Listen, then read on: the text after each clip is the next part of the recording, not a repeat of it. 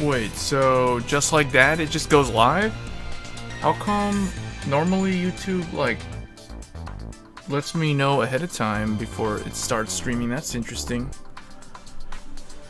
Okay, well, let's see. We're gonna be playing some Battle Sisters. Am I live? Hold on.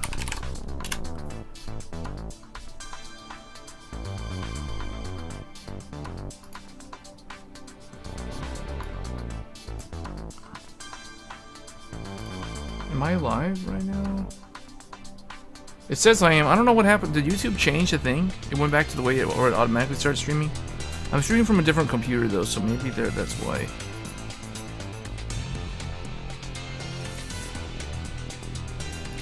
I can't see the chat for some reason.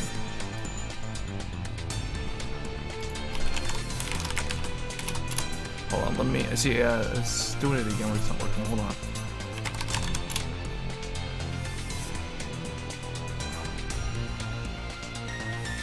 Oh wait, never mind. Never mind. It's there. Why does it look kind of funny though?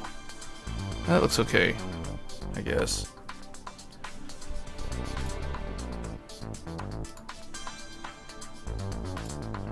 That's kind of weird though. That it's like that. Okay, I just need to do my dailies. This will be probably a short stream, guys. Let me change this. I'm using a different computer, so that's the reason why I had to redo like all my settings. And this version of XSplit is different from the other one.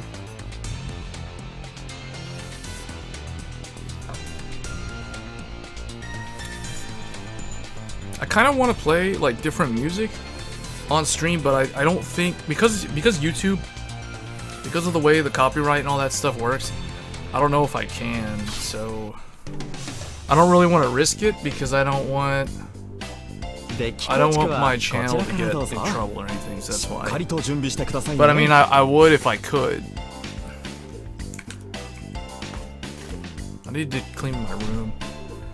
Alright, anyway guys, so what do I have to do? I think the only thing I have to do today is I need like 20,000 VP, and then let me see, how do I sound?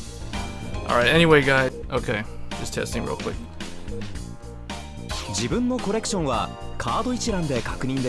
Yeah, so I moved my mic. My mic was on like an arm that could extend out like right here, but it, like to stream, I'd always have to pull it forward, and then when I was done, I have to push it back and get it out of the way.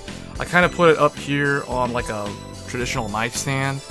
I mean, this is kind of how I had it before in the past, but I went back to this setup. Alright, so let's do this.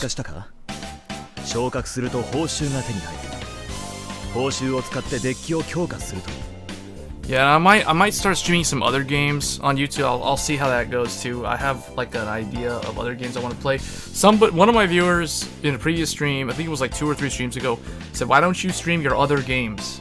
And I was thinking, you know, that's a really good question. Why don't I do that? So I might do it.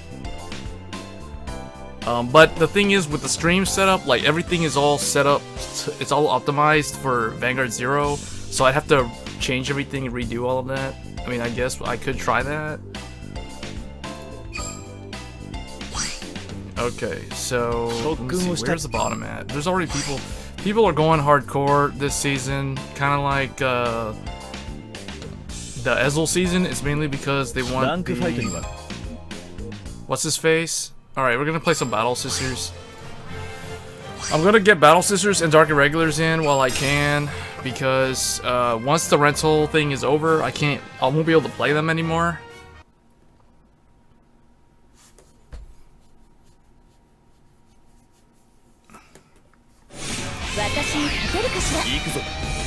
Not to mention, but Battle Sisters are extremely fun to play.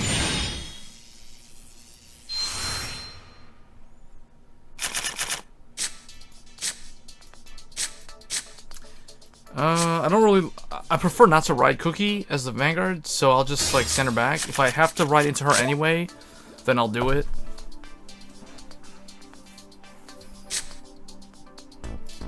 The Vanguard. Stand and draw.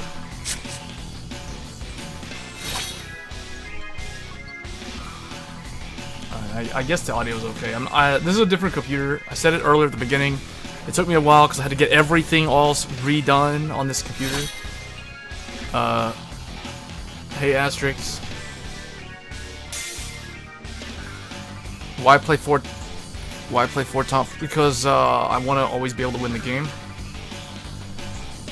4 is better than 3. That's a pretty simple answer.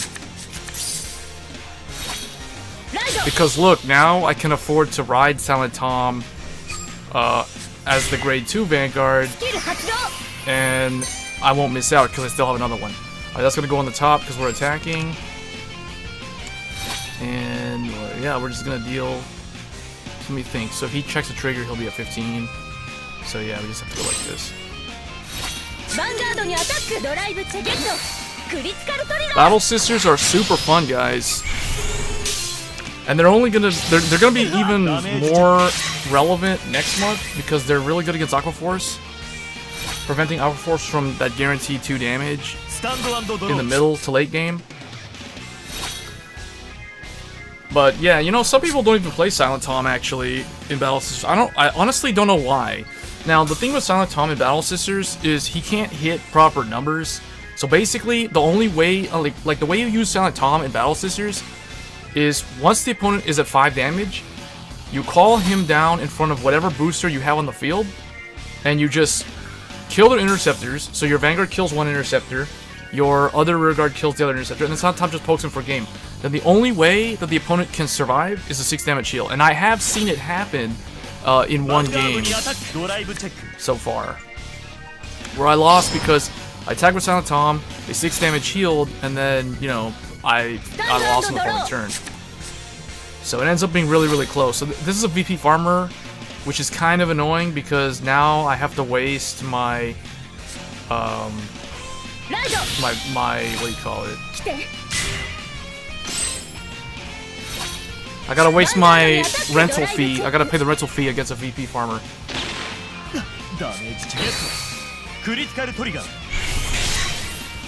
Now there are some people that will just concede the match to a VP farmer just because they don't want to pay. I think I miswrote. I probably should have wrote Macron so that my Macron would have been 12.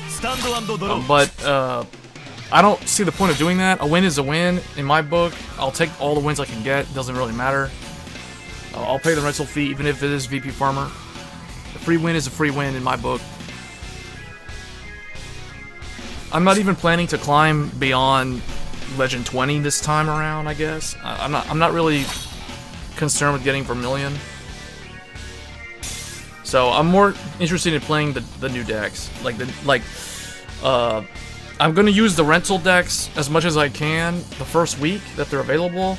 Then after that, I'll switch over to like Pale Moon and I guess Spectral Duke. And then once in the second half of the month, Neo Nectars will be showing up, and then I'll be switching over to them as well. So that's the plan for content this month in terms of Vanguard Zero. Now I'm probably gonna start streaming other games because there were some people in the chat in previous streams asking me about streaming other games. So I've considered doing that. I'll probably do that. Let's see here. Like I can't get into VP anymore. So.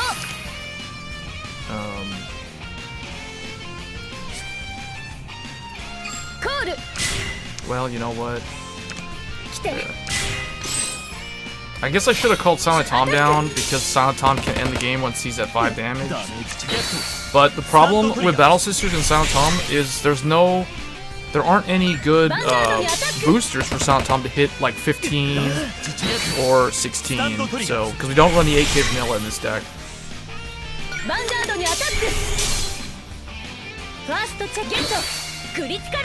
Okay, can we get this? Is a 2 to pass. Can we get the second one? Oh, and we got it.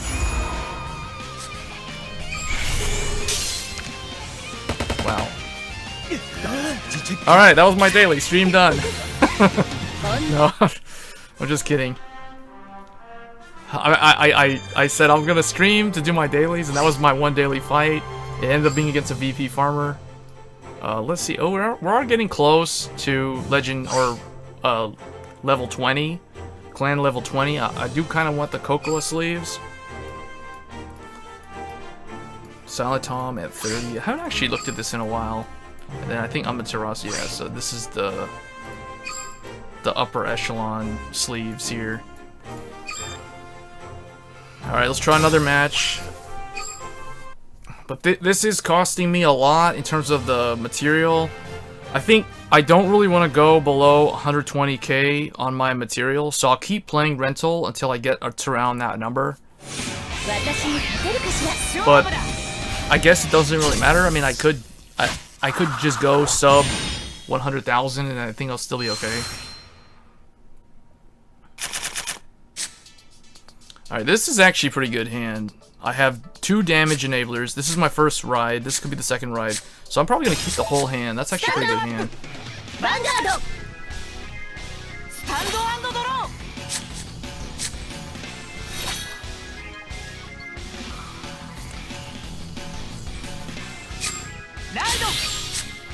Okay, this guy didn't mulligan, so at first I thought, is this another VP farmer? Like 2 in a row? But no. I don't know, like the people playing Spike Brothers, I think there's a lot of people playing Spike Brothers. I don't know, what do you guys think? If you've been climbing rank so far, what is the most common matchup that you end up going against? For me, right now, it's either Spike Brothers or Narukami. And then I guess Ezel would be like third. But those are the 3 that I noticed the most. I have fought a couple of Pale Moon, a few Dark Irregulars, a few Dimension Police, not sure why, but Dimension Police. And then I haven't really seen anyone playing Battle Sisters besides myself so far, or I haven't run into anybody playing Battle Sisters.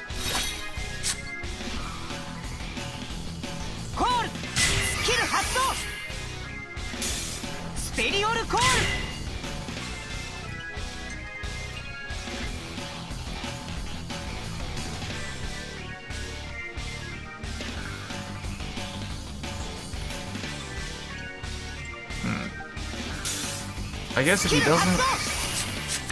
doesn't, okay, he's got dance, that's 13. But the thing is, I think he should drag his Douglas back. Because I don't think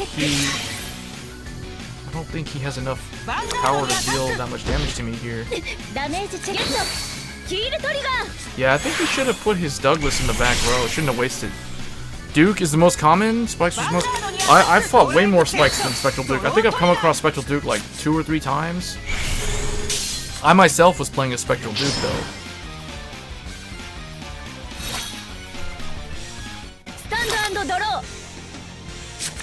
Spikes was the most common last season?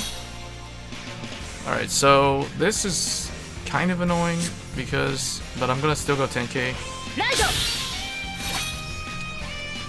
Because he stuck that thing up there, I have to use this early. And the reason being, the reason for that is because I'm not gonna use my booster yet. The reason for that is because I run critical triggers, and when you run critical triggers, the way to play the deck optimally is you have to swing Vanguard every turn.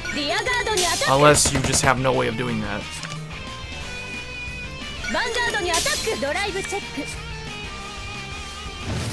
I love how she like shoots a rocket launcher at the opponent. That's awesome.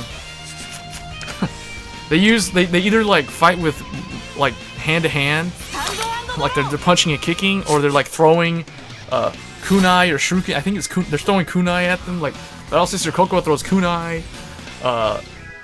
Mocha is like punching and kicks them, and then the others are all like shooting them up with guns and RPGs, rocket launchers. So that's crazy. What is this? I forget her name. Tarte. Battle Sister Tarte is the one with the rocket launcher. Oh, this dude's grade lock. Wait, for real? Or does he not want to ride Skydiver? Well, there goes his jelly beans. That's good.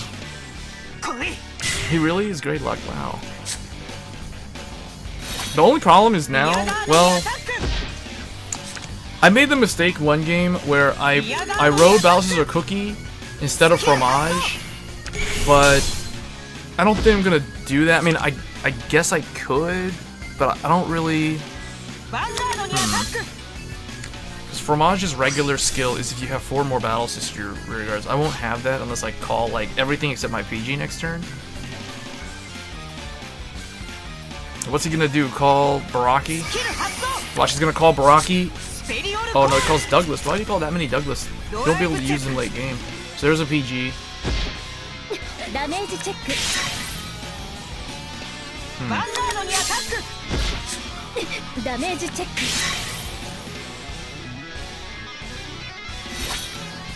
Cause see, if I write Bowser's Cookie here, I could draw 2 cards, discard 1 card from my hand. But you know what? We just drew the card that I need for my limit break, so we're not gonna do that. We're gonna do this. We're gonna call. That's gonna give me limit break. And then this will be 19.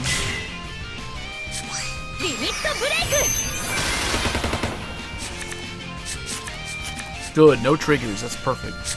Alright, because I want 1 interceptor.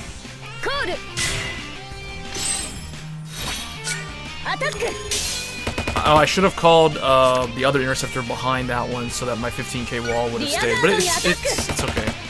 He has to attack that first, and he's kind of low on cards. Not to mention he's grade locked.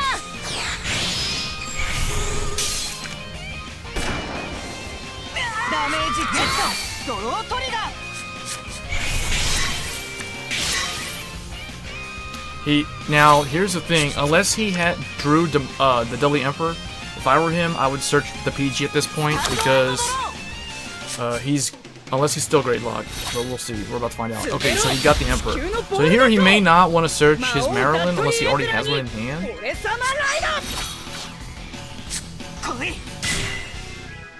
He's gonna go for limit break here. He's gonna send that away. Yeah, send that away. And then he can call like 2 Barakis or a Panther. Let me see, does he even run the Panther? He runs a lot of Devil Summoners. Oh, he does have a Panther. I'm gonna call 2 intercepts, watch. Oh, he had a Devil Summoner in there? He's gonna call Baraki and probably another Baraki.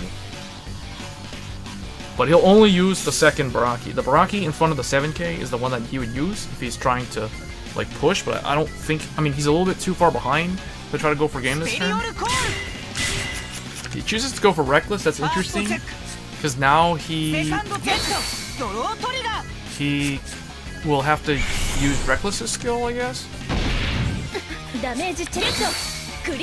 if he wants to use Baraki, he's gonna have to use the effect. So here, what is it, 17 and 5? So you can do 17 and 5. Okay. I'm not sure if that was worth that because I had a limit break. I'll just draw more cards to replace that. I think he should have pushed me another damage. He should have pushed me to 5 there. But I guess he's hoping to still be able to heal while staying at 4. But I don't know. I would have called another grade 2. Alright, go ahead and put this here.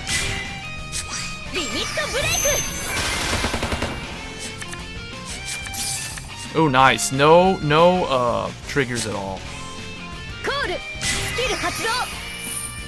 Now we're gonna fish for 1, and there's 1, so we're gonna put on the top to draw. And now I'm gonna call this. That gains 3k, so that'll be 19. Let's see, so I only got 1 heal left though, and my opponent's got a lot of heals left. He's got 3 potentially. So let's see, this is 13 and 6. This is 18, so it doesn't really matter. Now the question is, do I try to attack him here? He probably has Maryland. I want to have the potential to still heal. So we'll just do this. We'll attack this way. Oh, I drew my last heal. Okay.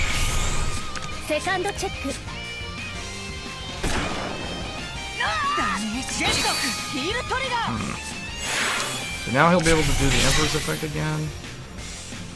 So should I try to? You know what? Kill that thing so that he can't do the Emperor's skill.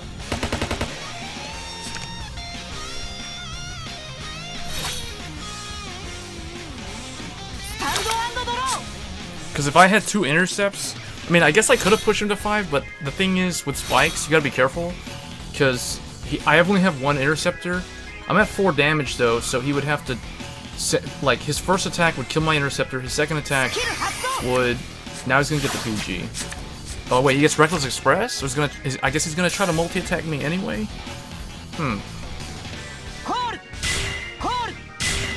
So, I mean, why would he do that? He doesn't have any counterblast. I would have gotten the PG, unless he has 2 of them in his hand right now. We've seen one. I know there's another one, so that's 2, but they shuffle the deck around, though.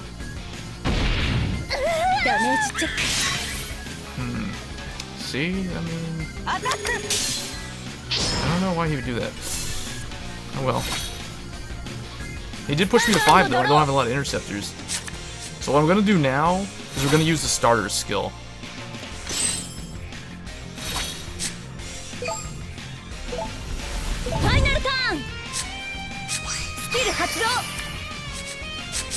Alright, give me this.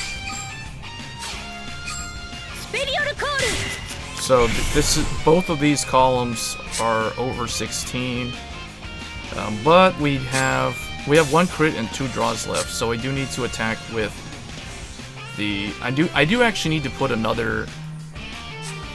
I need to put another Battle Sister down though. I gotta think. So I guess I could do. Well, I can't commit that because that'll be bad. So I'll put this here, just so she keeps the 15k.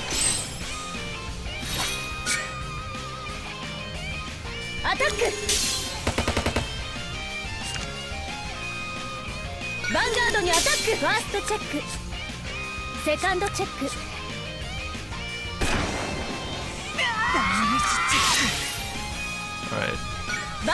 That should be a PG, and he still doesn't have enough counterblast to use the limit break skill, so I think we're okay.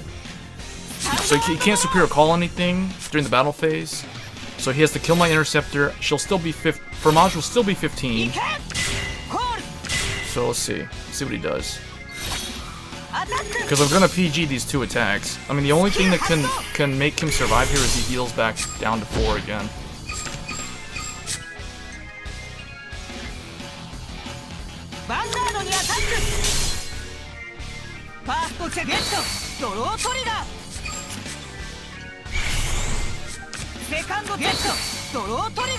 Double draw. Hopefully he drew a Jelly Beans. I'm hoping he drew a Jelly Beans.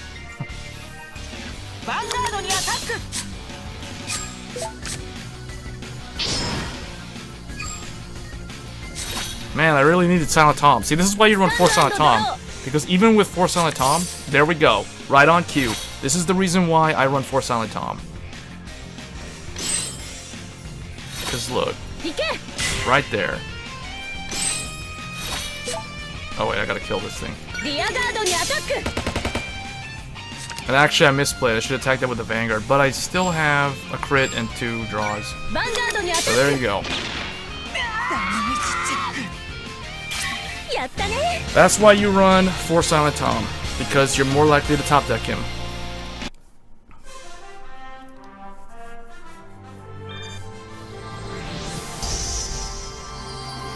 Alright, that was a pretty close game too. Spike Brothers are really, really strong.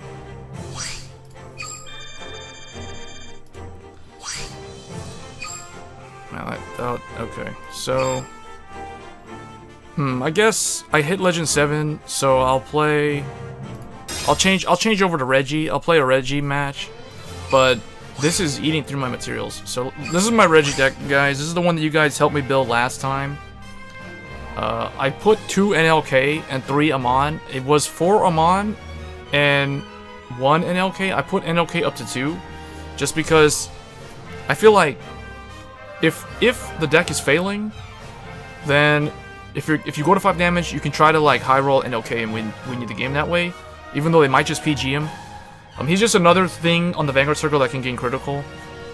And also, if you have to ride NLK as the Vanguard initially, he does help soul charge each turn at the beginning of the main phase, so he helps like throw those bikes and carriages and chariots and stuff into the soul. So that's why I kind of like him a little bit more than Amon, although Amon does give us the ability to blow up opponent's rear guards in the back row, usually in the back row, but I do run Gwyn the Ripper at 3 copies, so I don't really need to rely too much on Amon. The main reason why we run Amon is just because he is a really strong center column, basically throughout the mid to late game, even in the early game, potentially, because of Emblem Master and all the soul charging. But here we go. We're going Tetsu. If I win, I drop to 131k. I guess I could afford to go down to like 120k.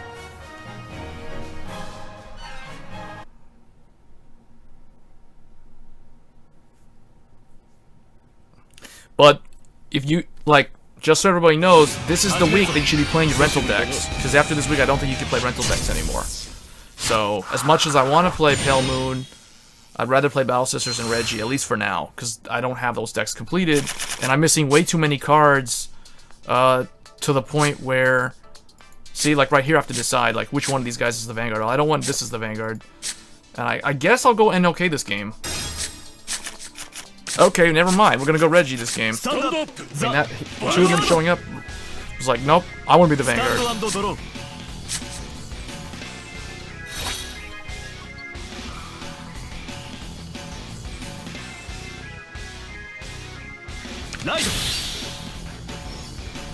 But I played against someone who knew what they were doing with this deck.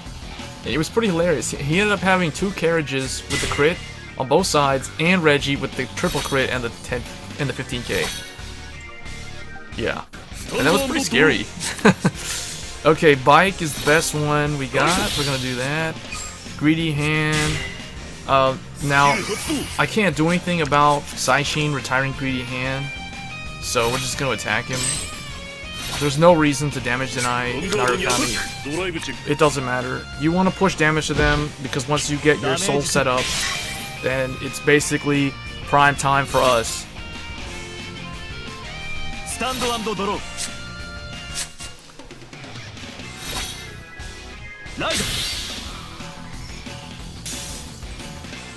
And I was thinking too, like the way Zero seems to work right now is every deck has this like this one card that is their win condition.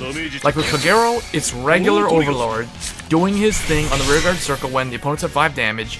For OTT, it's Silent Tom. For Narukami, it's actually the Desert Gunners, or Vermilion, but usually the Desert Gunners. They're the ones that can actually steal the game. But for Dark Irregulars, it's kind of weird. It's a combination of either like Reggie or, well, this is kind of suboptimal. Saishin ran away, and I don't have a way to get rid of that or do anything about that. So I guess,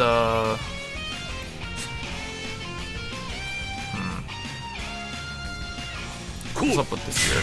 Just so I don't overdraw.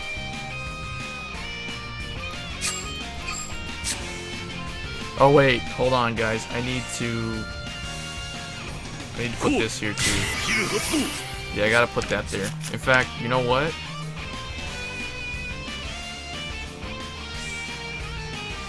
Do I want to call this out here? Because this will be 8 and 7, 15. I mean, yeah, it won't really make much of a difference, so let's do that. This way, I have a choice. I have a choice of either cloning the Bike or cloning Dimension Creeper. Now, the thing is, the Bike keeps making more copies of itself, so...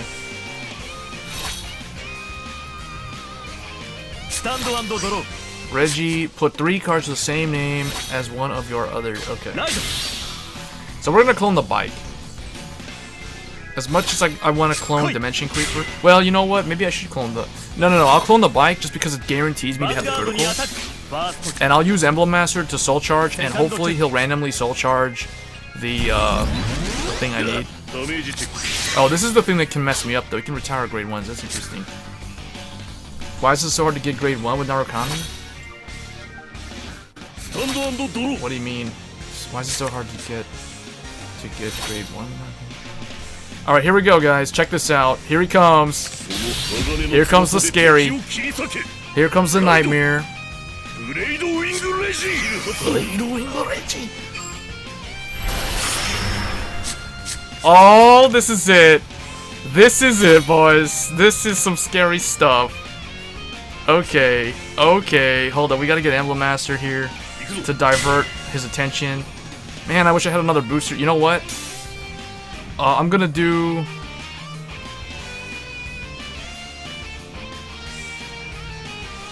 Yeah, so if he retires this, I'll still have it. Look at this, 24,000 column on that side. This is what I want to do. I want to kill this guy.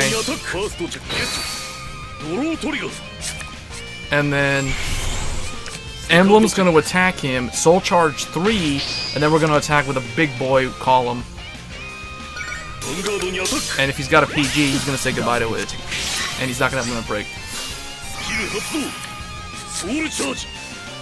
Yeah, I'm going to get the other guy next, because in the deck I've got 2 Dimension Creepers.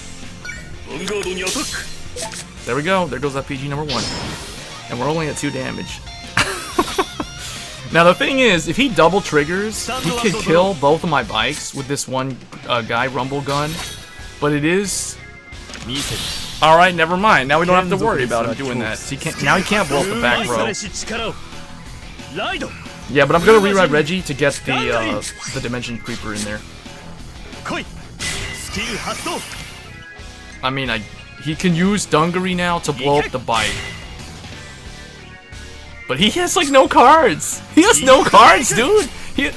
I think he was better. He was better off sitting on the other grade 3. I mean, I don't know. I mean, I guess why would he kill the Interceptor? He should just like swing into the Interceptor and use the bolt effect to kill the bike.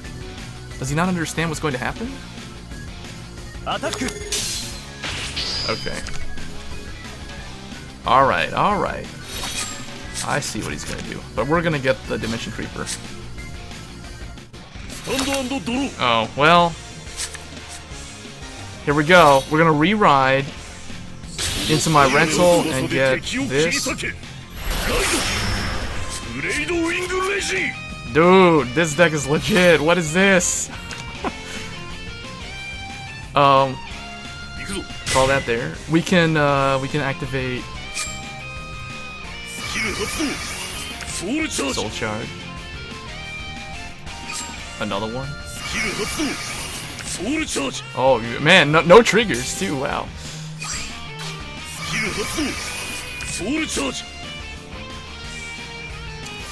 Wow. Okay. I got 10 cards in deck. So, let's do this.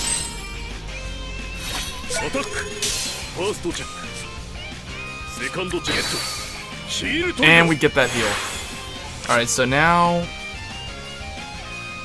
this, so it can hit over, you know, a thing.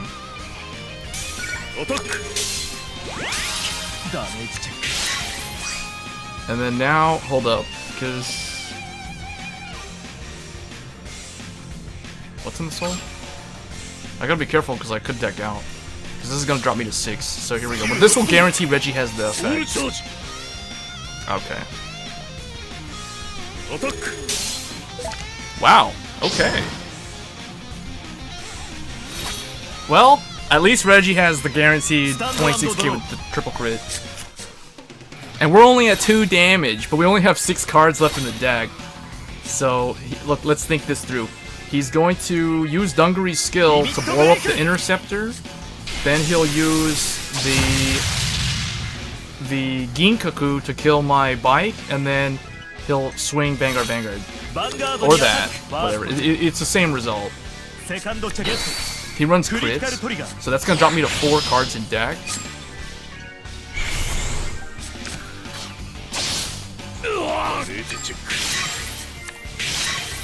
Okay. He'll kill the bike. We're going to...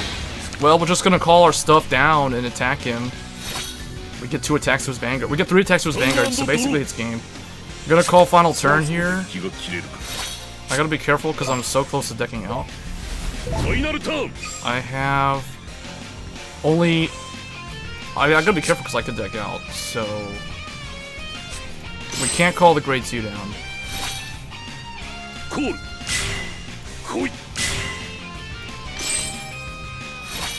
アタック実力クリティカルトリガーヴァンガードにアタックファーストチェックデッキが切れるドロートリガー Wait, I'm gonna deck out. 切れるかセカンドチェック What? なかなかの強者 How do I deck out when the second... Is it as soon as your deck doesn't have any cards left? Because wouldn't that card have gone back into the deck? I lost because I decked out? What?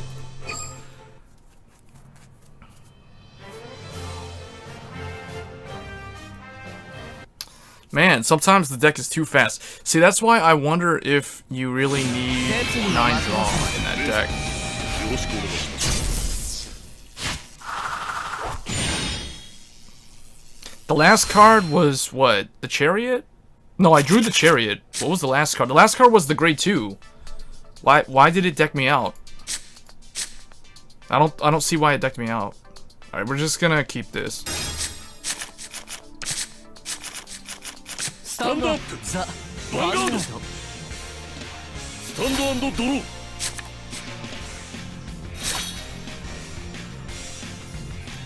ライド I guess, yeah, we can put Greedy Hand here because the bike will go in the left to the right side. スタンド&ドロー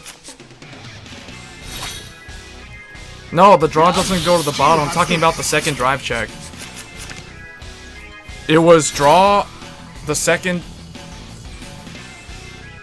The second check was not a trigger though, right? Wasn't the second... The second check was a non-trigger. So wouldn't that card go back to the bottom of the deck and that would be it? Yeah, I thought that I would survive because the non-trigger would go to the bottom of the deck. And then... The last card enters the trigger zone, your deck is considered... Okay. Maybe I should hold on to this guy. Well, I'll just put him in there.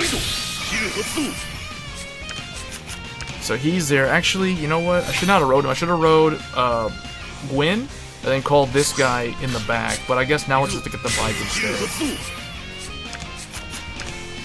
In fact, we could try to go... Let's see, 15... and 13. I'll just save my Gleams.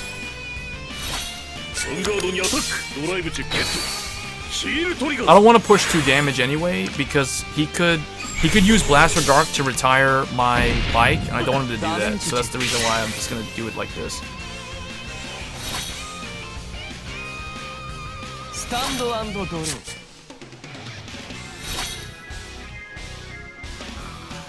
すべてを闇に包み込む我が分身ライトブラスターダークコーンスキル発動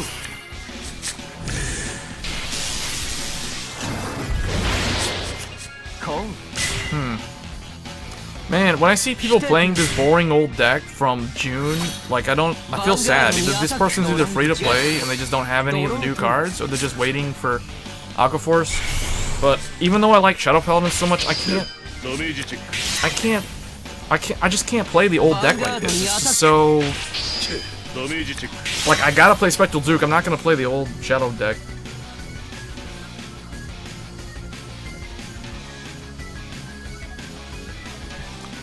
Yeah, I guess I didn't need to use one of them because Emblem Master Soul charged me 3. Emblem Master put me at 17 soul.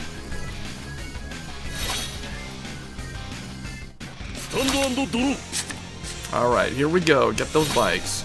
Wait, how many? We got 4. How am I doing? We're doing good. This is the most fun season, even though I don't plan to climb that far. Alright, we got the criticals. We got the criticals. And we're gonna use Gwyn to blow up one of the interceptors, essentially doing a blast. Actually, no. Goodbye. Get rid of this guy. Hey, Miguel. Thanks for the sub. I'm just gonna kill off his 2 interceptors with these guys. In fact, what I could do, if I re-ride, well, I don't really have any target for Reggie, but I guess what I could do is... How many Succubus do I have? Go ahead and call her here. Well, that would have been a heal. No. Oh well. This guy's going 3 damage.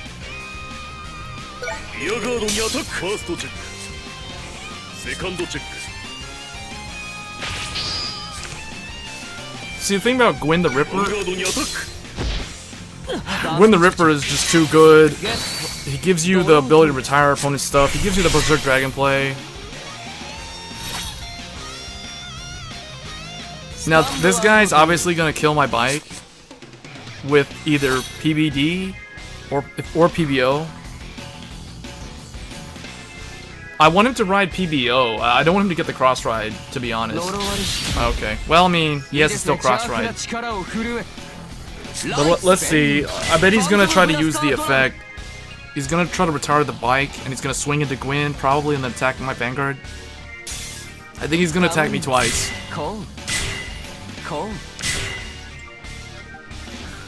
He doesn't have any other grade 3 in his hand because the thinking did not activate when he called down Javelin.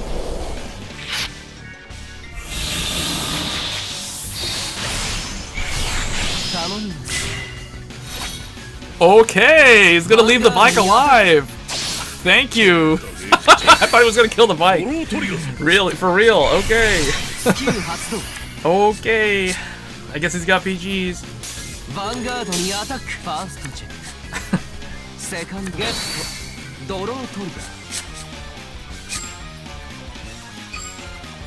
Oh wait, I just realized that I don't have a PG.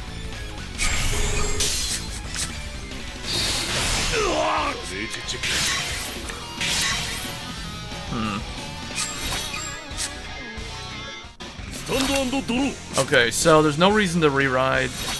No, we're not gonna re-ride. We're gonna use Gwyn again. Actually, put a grade 2 or less from deck into soul. I could use that guy. I could use Greedy Hand to... But I'm at 5 damage though, so I'm probably gonna have to put 2 interceptors here this turn. How many bikes are in the soul? 3, and there's 1 carriage. Oh, I could put Dimension Creeper in there. Yeah, get this in there. Alright. Now, let's use him, but hopefully... Oh, there's 2 of them in there. Hopefully we don't Soul Charge a heal. Oh, we Soul Charge a heal. Okay, in that case, go ahead and use the other one. Oh, that was another heal? What? I think I may have just screwed myself over, because now I don't have any heals left. Alright, I guess we're probably going to lose this game. Can we push... I could try to push, No, I won't have enough damage. I guess put this here and retire that. Yeah, I think I lost.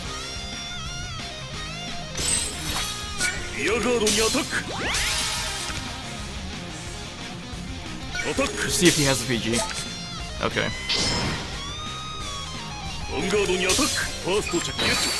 Man, the Dimension Creeper messed me up there.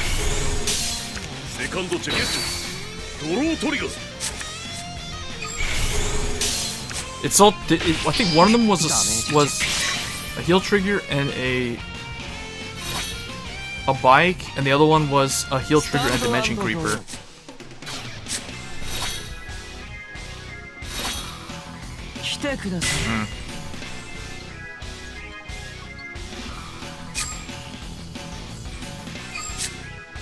Yeah, without any heals. Did I soul charge a PG? Yeah, I did. Or no way, I damage checked one? I damage checked one. Wait, why is he... That's all he's doing? Please don't check any triggers. Okay, we're still alive. He's gonna kill my bike though. So I need to get 15 soul. I need to re-ride Reggie, get the Gwyn. Or the... Wait, can we do this? I have one... I got a Dimension Creeper in the soul. So that'll get me 11 soul. This will get me 12 soul. It won't be enough.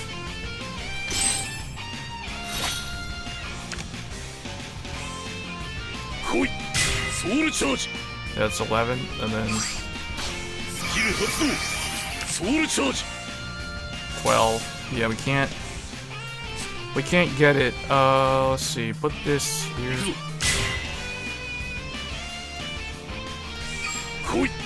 Fatten up the deck. Just create another one of those. How many of those are in there? Only one? And I guess just do this. Attack! Vanguardにアタック! First check.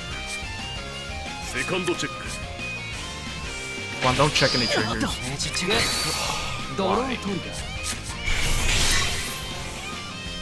Rear guard にアタック!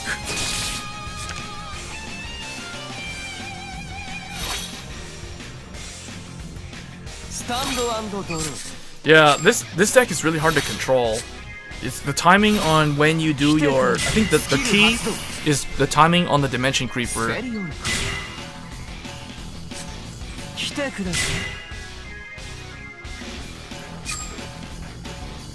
I lost because my Dimension Creeper both Dimension Creepers soul charged my only 2 heals.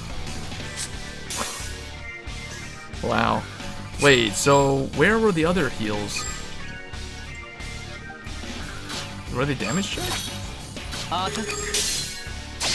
One of them was checked at some point, or probably really early on.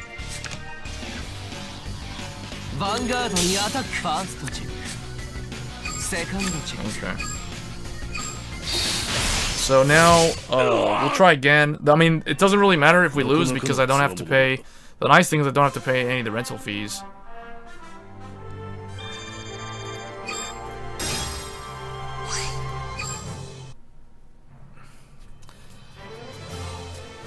But this deck is definitely harder to play than Battle Sisters. Battle Sisters is a lot easier. It's a lot more straightforward.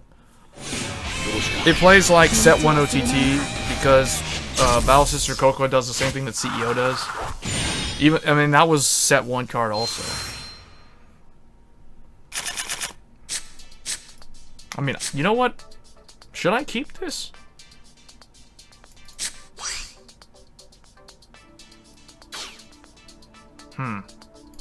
Well, whatever. I guess we'll go with NLK.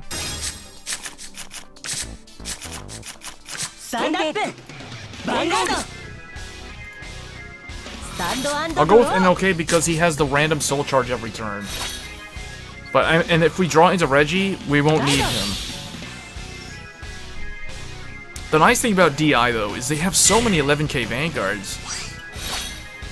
Even from Set 1, like Amon and NLK. Now, in addition to them, Reggie's also 11k. Alright, so Bike, obviously, the Bite. And then I can afford to put Greedy Hand over here, actually. But the thing is, my opponent probably runs Bumains, so I want to keep this here.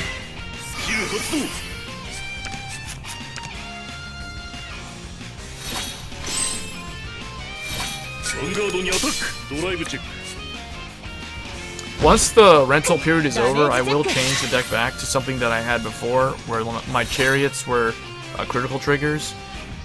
So that way it will be 4 heal, Edel Rose, 3. I think I won't have to run. I won't be able to run Gwen the Ripper. I think I'll have to run Werewolf Sager instead of Gwen the Ripper. So in that case, I'll probably have to up Amon to 4 and NLK down to 1. Although, no, NLK can be yeah, NLK will be the 1 extra. I don't know, actually I don't think I need Edel Rose. I'll run NLK as the 4th heal, and the other 3 chariots will be the other heals. I'll just do that, and then it'll be like 4 Amon, 2 Reggie, and then I'm gonna have to put some other stuff in that for the... Well, I'll be able to craft 1 Reggie soon. Rental system, just build the deck, and every time you win a game, you have to pay in the common crafting stones based off of the number of high rarity cards you have. Okay, so what happened here? I wasn't even paying attention. So I guess Gwyn... I can kind of save Gwyn. I don't need to use him yet. I'll go Emblem. Call down the bike, just in case we get a Reggie. And you know what? I probably should use Greedy Hand right now. Yeah, get the... No, don't use this. Well, whatever. Use it. What's in the soul? A bike? Get another bike in there. That way I have 2, I just need 1 more to go in there. And then Emblem Master will swing, I guess he'll just swing like this. I kind of want to make, okay, this hits over trigger, but I'm probably going to have to use that. So we'll do this.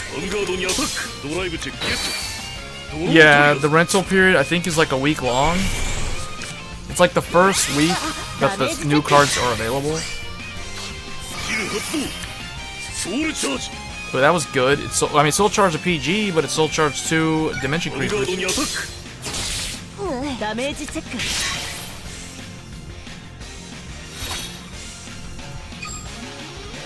This guy runs stands and criticals. I don't necessarily agree with that.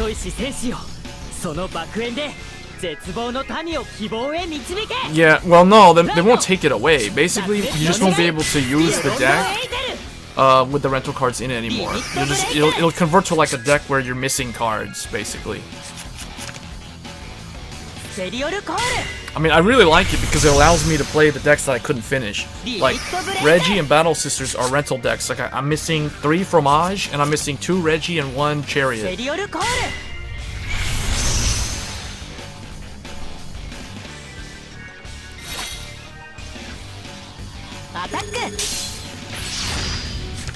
This guy's gonna take me to 4 damage, maybe more. Who knows?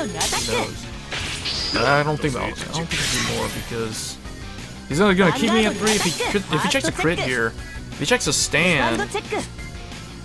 Okay, he checked nothing, so we're gonna go to 4. The unfortunate thing is we need to really top deck Reggie right now.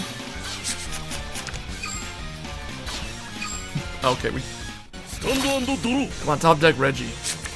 Oh, no, okay. We gotta go NLK. That's okay, because he might Soul Charge. Something I did not want to go in there.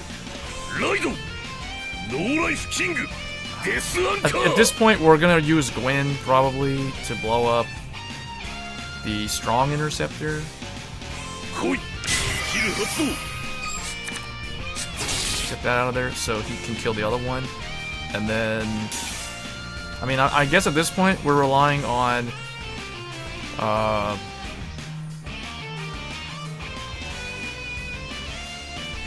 yeah, we're gonna rely on NLK, I guess, to do his thing. I don't have any counterblast. Let's see. Yeah, he can't heal here.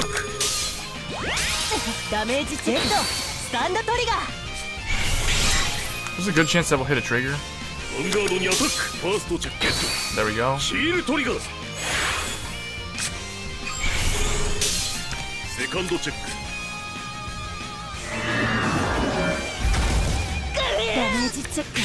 Good, he lost the PG. That's 2 out. He checked 2. He damage checked 2 of them. I soul charged 2 of mine. Well, Battle Sisters? Just play Battle Sisters using the rental right now. Because I don't think you can rent the Battle Sisters next month. You can only rent, unless I'm mistaken, you can only rent what's new right now. Not what's new, I mean, not what's not new next month, if that makes sense. So if you want to play Battle Sisters next month, you need to work on crafting them this month. And if you want to play them now, so you can at least play test them, you want to use the rental system to do that. That's what I'd recommend you do. I was playing Battle Sisters earlier in the stream. I started the stream as playing Battle Sisters, and we switched over to Dark Irregulars once I ranked up. And Battle Sisters is extremely easy, and they feel really powerful.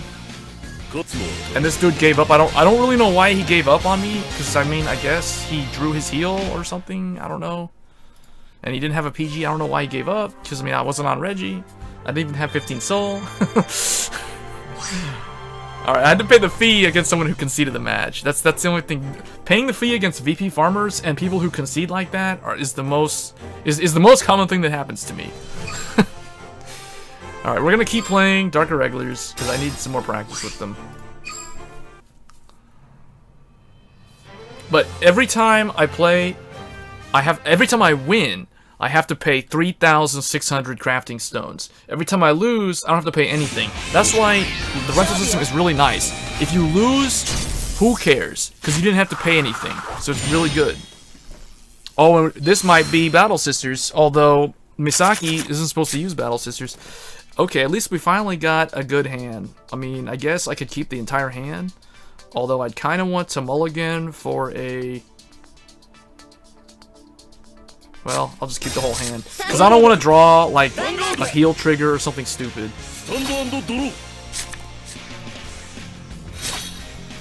Let's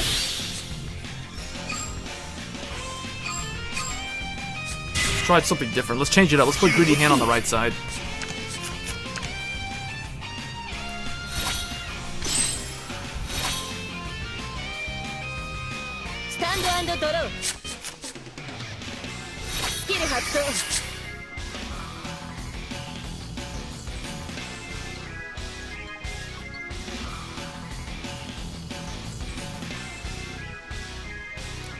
Right now, if I have to say, well, I think strong. I think Battle Sisters, Pale Moon, and probably Narukami are, I think, the 3 strongest decks right now. I mean, okay, I'm not gonna include the old stuff. So I'm not gonna comment on MLB, where that's at right now in global, or Kagero. I think Kagero is still really strong. They haven't changed at all, to be honest. Let's get one of these in here to make sure we have one of these in here. So I got the bike and the carriage. So let's soul charge another one. Oh, my opponent's a VP farmer. Okay, I'll give her a chance to get some VP.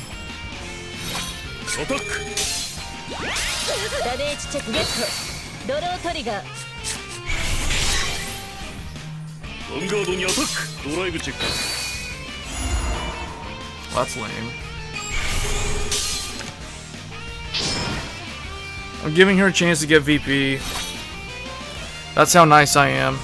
Just let Misaki get her 1 damage or 2 damage if she hits a critical or whatever. Why is she running a draw trigger in a VP farming deck?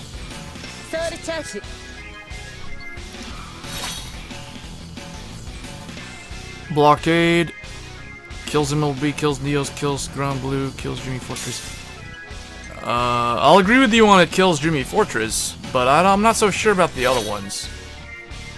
I mean, I guess if they're at 5 damage, but you could always just do the Overlord play instead, so...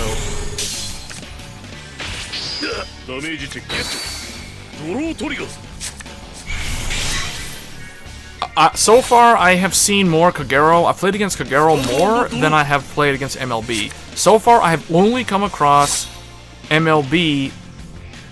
Oh, I just realized now I don't have anything to clone. Oh, I have the... Luckily, I put her in the back row.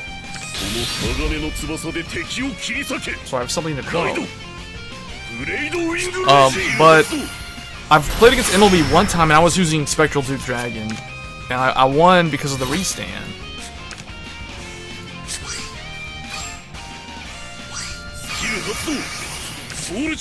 Okay.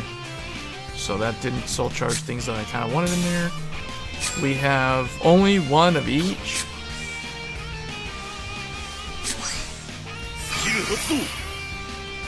Get another carriage. So that's 2 carriages. I just need 1 more. I can create some more.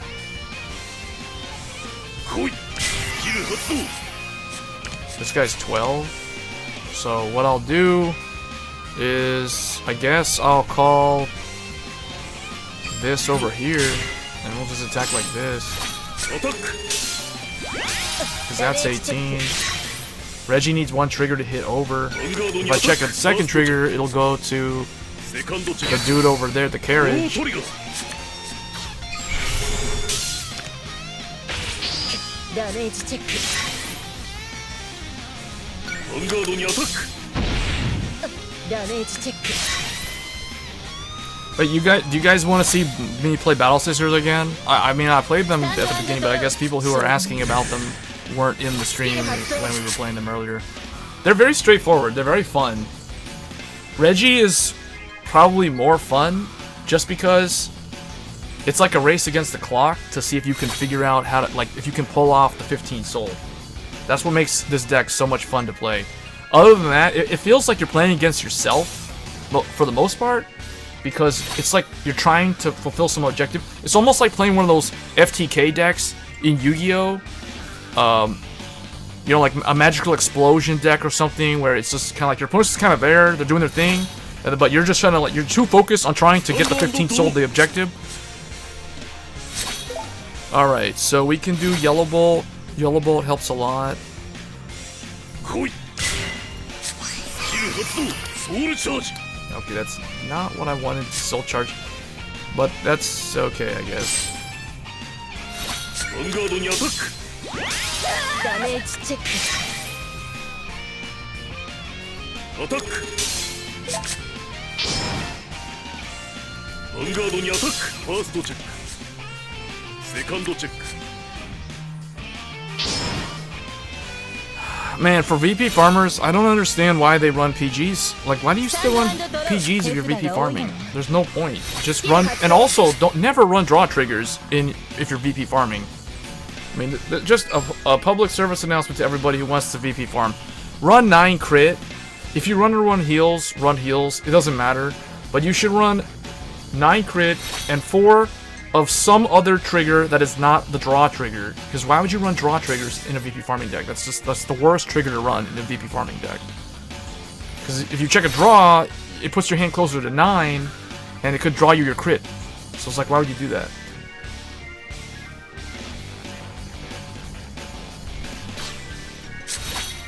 There's no reason to run PGs or heals. You want the game to be over quick.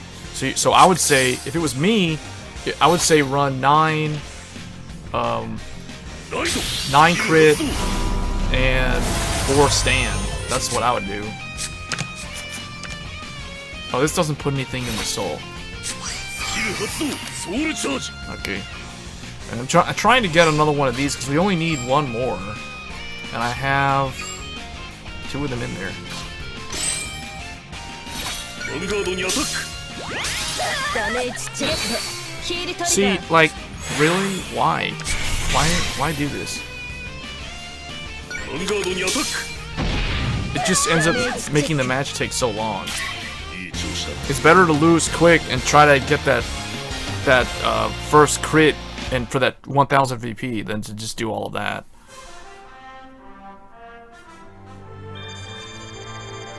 Alright, we are almost clan level 10 for Tetsu, which means we'll get the Vermilion Gatekeeper sleeves. Now, unfortunately, I already have the Reggie sleeves, so I won't be using those, but hey, it's something.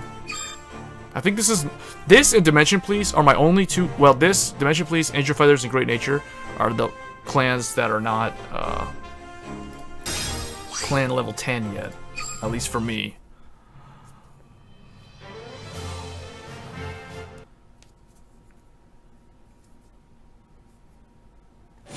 手加減はしませんよ鉄負けられないな I like how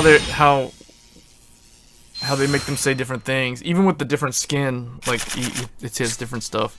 Like if it was the generic skin, he wouldn't talk like that to Tetsu. He would just act like an edgelord the whole time. I don't want him on as the Vanguard. I guess two Gwins is just too many, and then we'll just stick with this. If I have to ride the PG, then whatever. スタンド&ドロー Oh, great, we don't have to. ライド So we're gonna go like this. Oh, he's not playing Spectral Duke. He's playing the old stuff. I mean, he could still be playing Spectral Duke, but If you're not running the Ride Chain Respectable Duke, I don't really see the point, to be honest. He minuses too many things from the field on the Limit Break to justify running. And if you're running the Blaster Ride Chain, then honestly, I don't think there's any room for Spectral Duke Dragon. ヴァンガードにアタックドライブチェックダメージチェック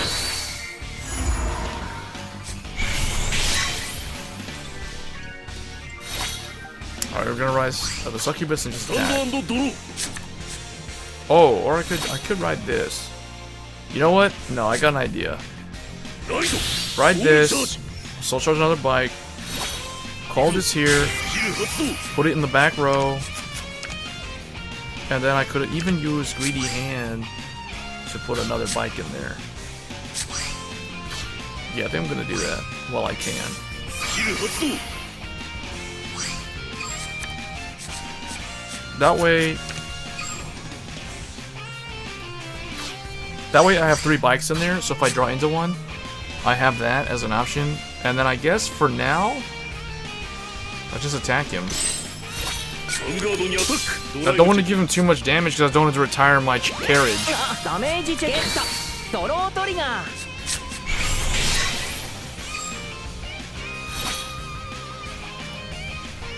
スタンド&ドロー The nice thing is we managed to set the bike play up pretty smoothly this time 全てを around. 闇に包み込 Now the only thing I need to do is draw into one. むライドブラスターダークコールスキル発動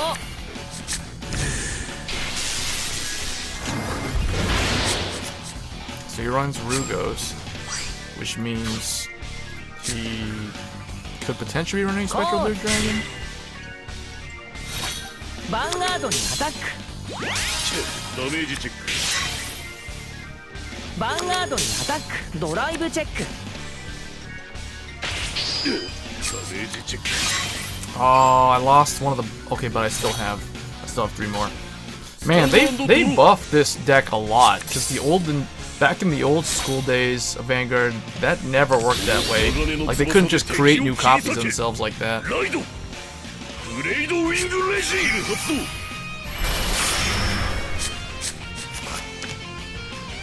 動 All right, there we go. Now he's got the crit. And now, probably want to make more of these, to be honest. コールスキル発動 Clean this column up. Gwen will kill that thing. Put this here. This will swing like that first, I guess. And then, you know what? Move this back. I'll make Reggie attack this and then put him at 3. I think that's a better play. He's gonna kill my guy, my demon by a carriage, but whatever. リアガードにアタックファーストチェック It'd be nice to check a heal here. Okay, but he's gonna go to 3 and he can't heal. ヴァンガードにアタックダメージチェックドロートリガー Yeah, see? So he can't heal. So, but with all those cards, he could do a PBD play. He could retire. スタンド I mean, he &ド could ロ even ー like use PBD to retire Gwen, and then just call something to swing into the carriage, and then attack Reggie for 2 damage. I mean, I'll have a PG, but I won't gain any counterblast unless he does the thing with Curse Lancer. Oh, he's grade locked. What? He dropped that. Wait, no, wait. He had a heal in his hand. Why would he not ride that? Why would he stay on Blaster Dart? Seriously, コ what? ールアタックヴァンガードにアタックドライブチェックドロートリガーダメージチェック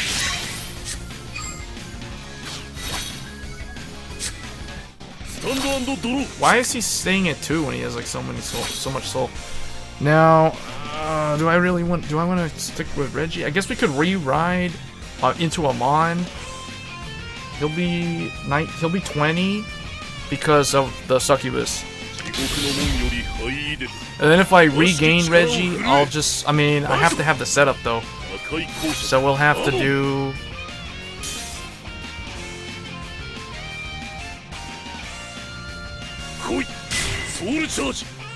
I could also try to blow up his... Well, I don't think there's a point in doing that. Yeah, this can't hit. Which one do I have more of? I only have one of each of them. There's no point using his effect. I just wonder if I should use this guy to make a new... Yeah, let's make a new heal trigger.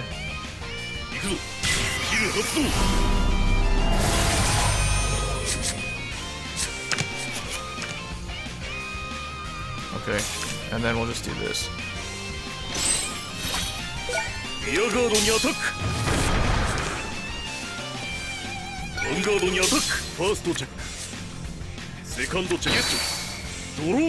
This won't be able to hit. ダメージチェック Okay, well that's 3 heals that he whiffed.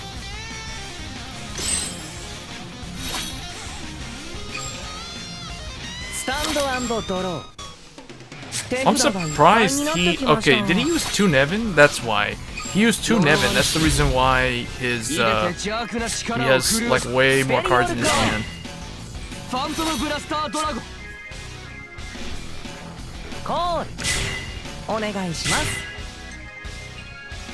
He has a grade 3 in his hand, because I saw the thinking. So he got the cross... I don't know why he stayed on grade 2 for that one turn. Because with a hand that size, there was no way that he didn't have the setup.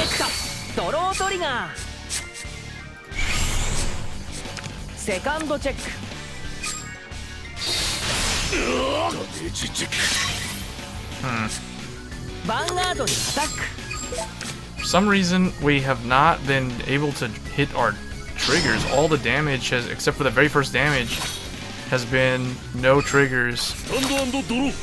I haven't even soul charged any triggers either, so I find that really surprising.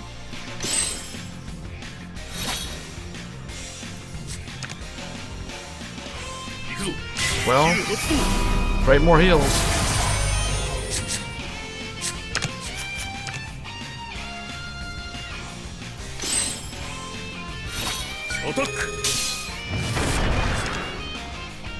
How many heals do I have? I got 3 heals in the deck.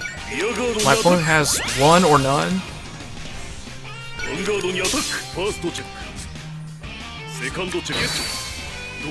It's about time we hit one of them. Man.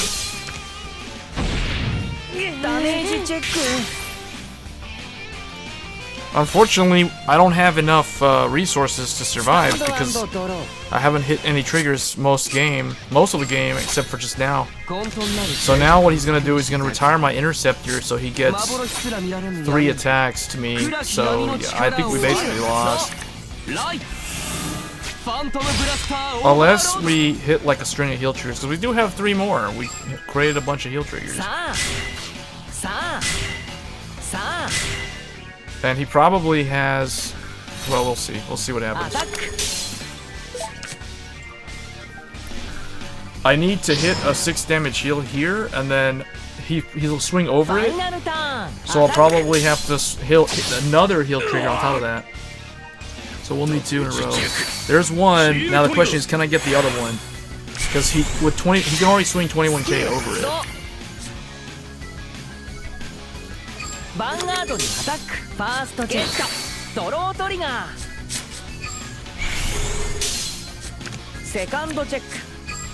Can we heal again?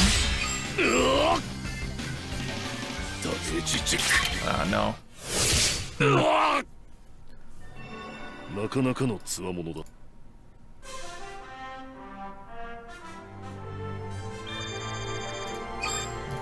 I gotta play another one because we lost, and also I didn't get clan level 10.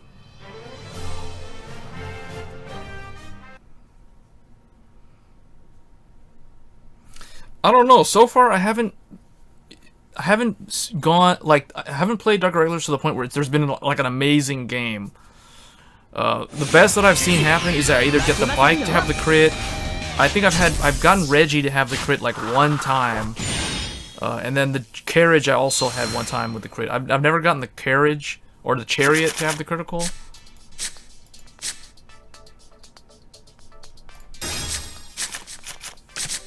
Okay, this is pretty good hand. Oh, this guy's running Bargle. So that's different. Be interesting to see how he actually plays with that card. Because I mean, I don't think I've seen anybody using Bargle since April.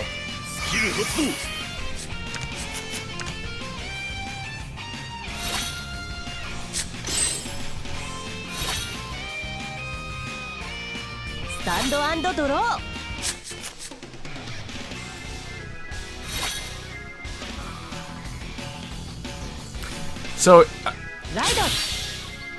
correct me if I'm wrong, but the original MLB deck, back in the actual TCG, did use Bargle as the starter, and Bargle got banned from the game at some point.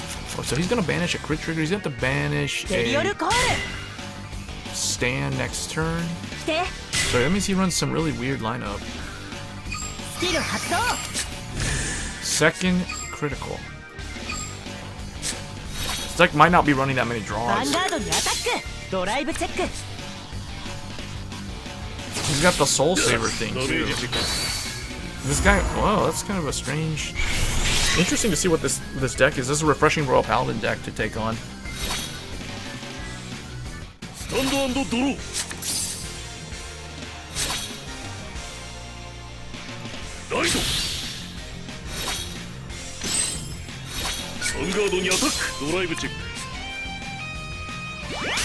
The nice thing about Chariot is when you draw into it, you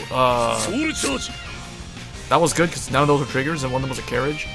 You don't worry too much about drawing the Chariot because you can just create another heal trigger and then you call him down. Oh, I forgot. Oh, I didn't have anything to call. I guess I could have called Gwyn. Might have to ride the Chariot then. Yeah, I'll have to ride Chariot next turn because I messed up. Wait, what did he do? He banished. That's weird. What did he banish? Whatever the stand was. Oh, this is a Soul Saver deck, unless he's running MLB on top of that.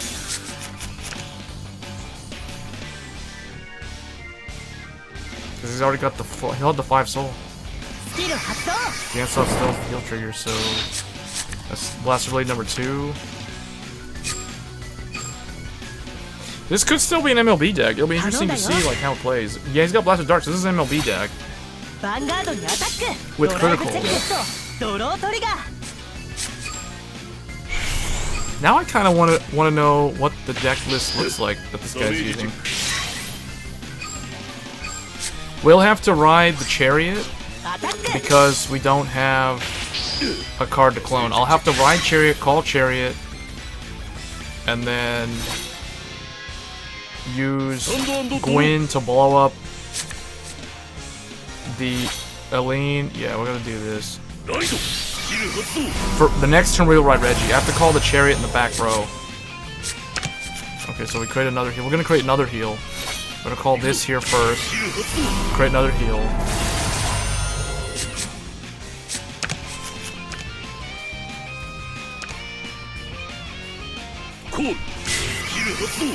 Get rid of that.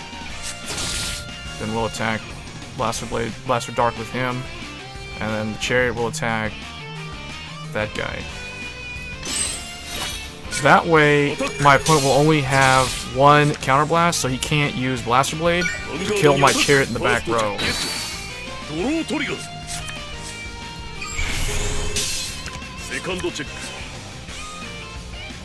Now,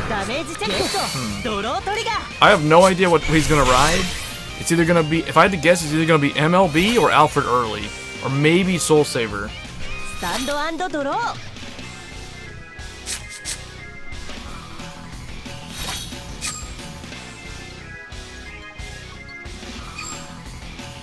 He's getting lucky hitting those draw triggers because he was banishing triggers earlier. Wow. So 3 draw, 1 stand, 1 and 2 critical. So Alfred Early and Soul Saver are are draws. And then he has King of Knights Alfred is a crit. What was I still don't know what the stand was. Gansalt's the heal, I know that.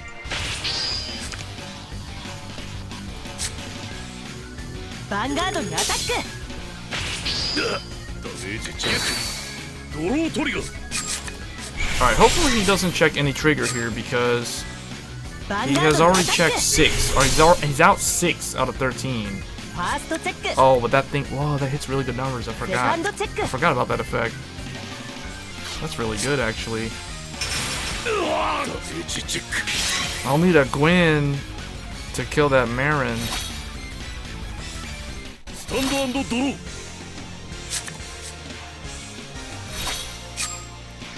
Now the only problem is this is gonna get rid of the その鋼の翼で敵を切り裂け。ライドン発動。ブレイドウィングレジ。 so now I don't have any heals. But we have the crit. So let's see. Attack this. We still have 4 bikes in here. What's in the soul? スキル発動。ソウルチャージ。 Okay, that's 2 bikes. It's 2 bikes. I need 1 more. I don't have Gwyn. スキル発動。 Wait. Yeah, I need 1 more bike.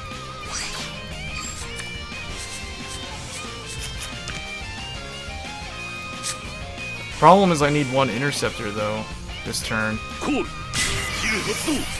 That guy will be the interceptor. Because I have 2 PGs that can survive. So Reggie will kill one of them, that'll kill the other one, and then I need to 来い。 put that there so I can potentially use it next turn. And I probably want to call this here too. 行くぞ。 So I have something to clone. リアガードにアタック。ファーストチェック。セカンドチェック。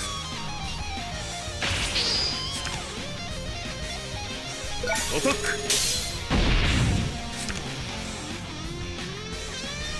ヴァンガードにアタック。ダメージチェック。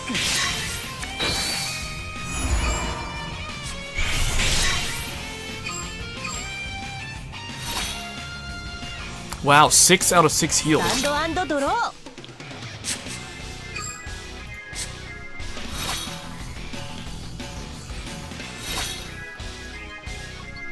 来て。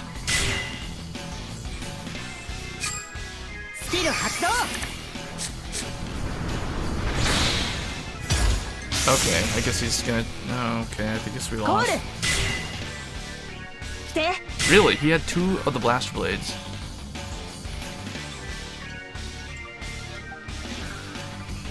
Now I just need him to not check any triggers. Let's see. スキル発動。 5. Oh, never mind. Now I guess it won't matter. Yeah. Okay. So that's game. So I have to play another one. なかなかのつ。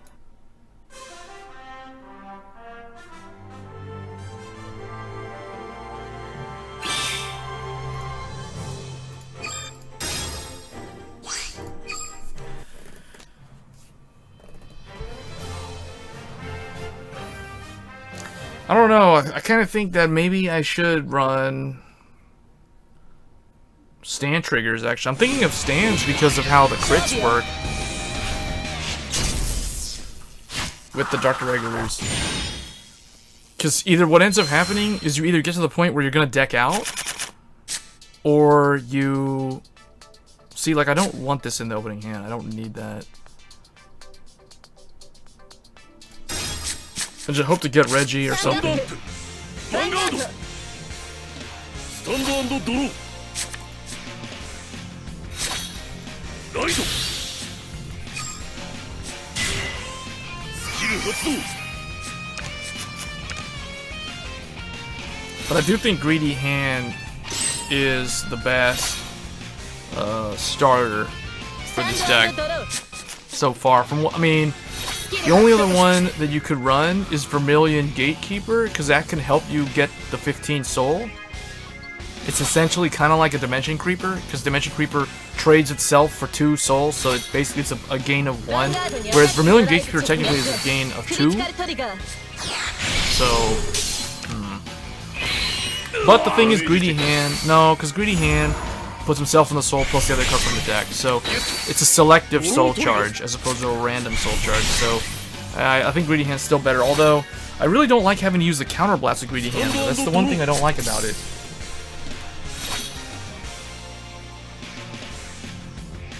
Okay, this is what I can clone. So we'll ride Emblem Master. Call another Emblem Master. Call this here.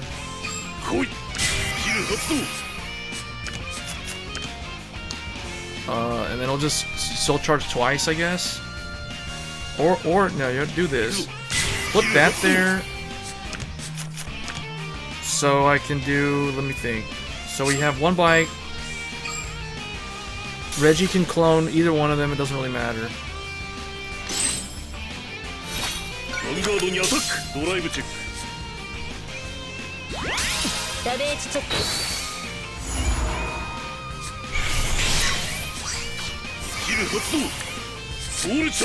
Wow, that was the heal and was it the carriage of the bike? It was the carriage and the bike. Or it was the chariot and the bike. 2 PGs. Alright, well now I know exactly what I'm gonna clone because I have this thing already at 3. The deck is kind of very high roll though, because that random soul charging can soul charge the PGs and the heals. The one that's more concerning is when it soul charges the PGs, because at least when you soul charge Chariot, you're giving him the crit once he gets 3 in there. But the problem is, all the random soul charging on the PGs is kind of hurting the deck.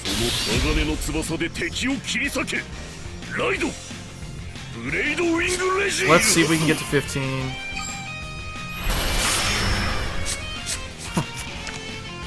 Wow, okay, so we still have 1 more of that. We still got 2 bikes in the deck. That's hilarious. Kind of want to just call this down to soul charge to 12. It won't really change anything.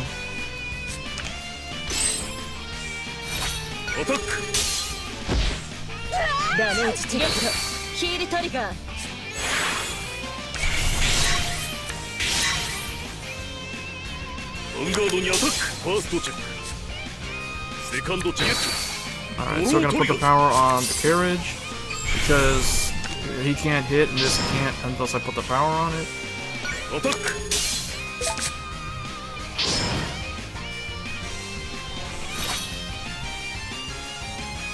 Stand and draw. Skill発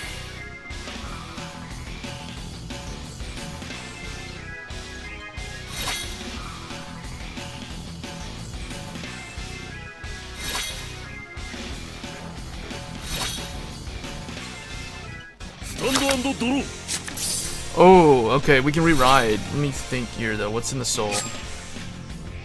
Or what's in the deck, rather? We have 3 Dimension Creepers. That's pretty easy.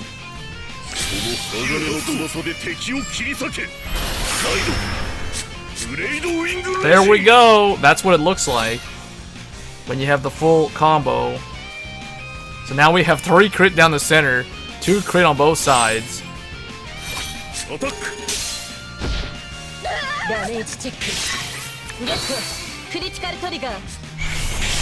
And the funny thing is, this can still hit without the booster. It does 3 damage too.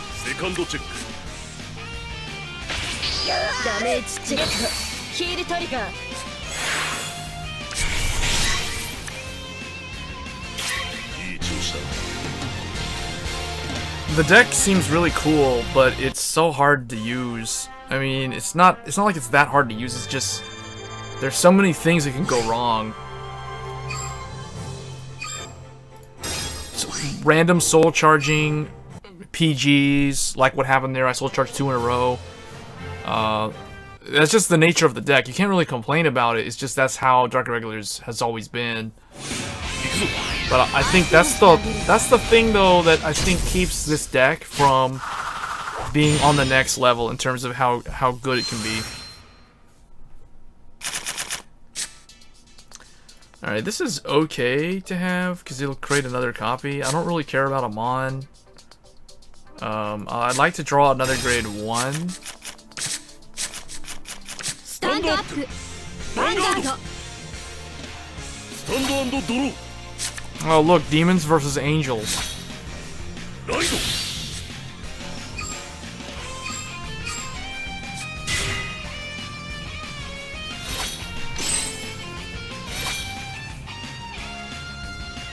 Stand and draw. Ride.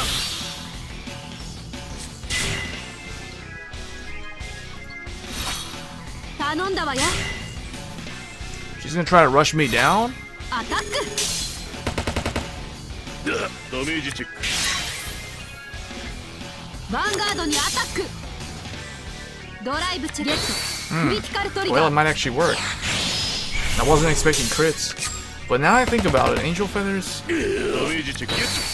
I don't know, I kind of think Nine draws better with Angel Feathers. Do I think it's worth it? Yes. Yeah, it's definitely worth it, especially if you have Silent Tom. It's also a deck that you don't need Silent Tom, although Silent Tom does make the deck have a very strong finisher. Alright, so I'm gonna ride Emblem. ライド。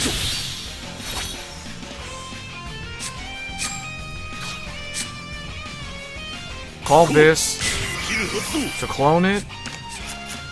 I really want to kill that what's his name?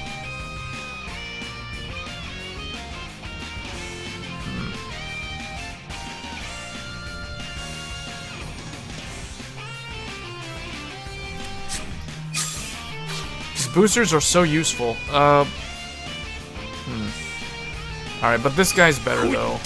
This guy's better to have as your attacker or your interceptor, so I'll clone him first.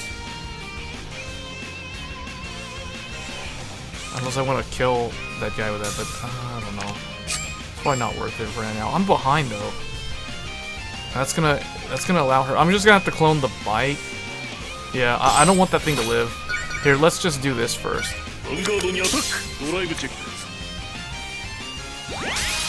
ダメージゲット。ドロートリガー。スキル発動。ソウルチャージ。 Okay. Wow, that was 2 PGs again. 3 of my PGs are in there. Wow. アタック。 And I have no other grade 2s in my hand. I'm gonna lose that one. Ooh, see, that's the consistency factor with Dark Irregulars.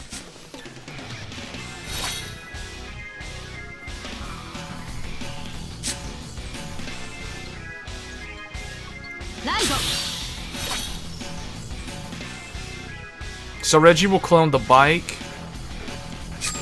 I have 4 of them in the deck. 頼んだわよ。コール。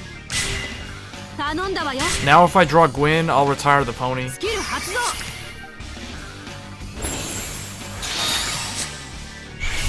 It's okay that I lose this because I need to survive. Like, I don't have any PGs in my hand. I'm already at 3 damage. My opponent's at 1 ヴァンガー damage. ドにアタック。ドライブチェック。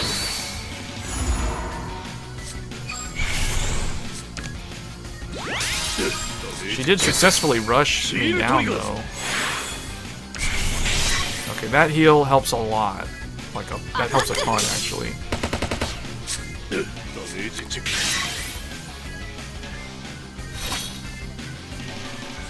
スタンド&ドロー。 Okay, at least we get 1. この鋼の翼 Alright, で we clone the 敵を bike, 切り裂け。 so now the bike will have the critical. スキル発動。ブレイドウィングレジ。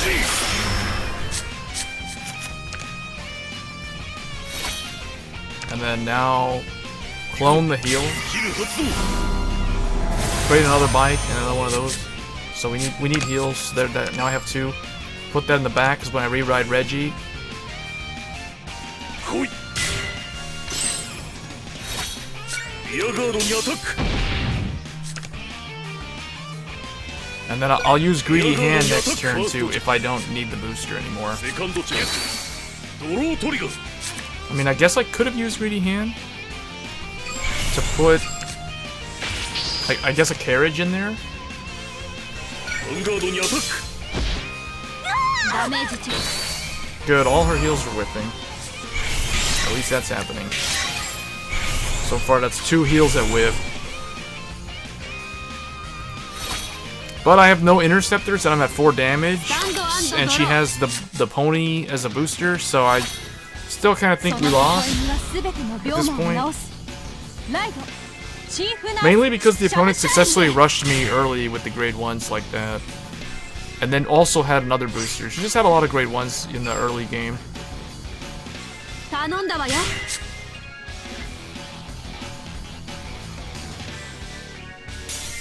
The thing is, the good thing is the bike may be drawing the aggro away. See? The bike draws the aggro away. So we'll survive now because I'm not sure why she did that. She runs critical triggers unless she doesn't have any more.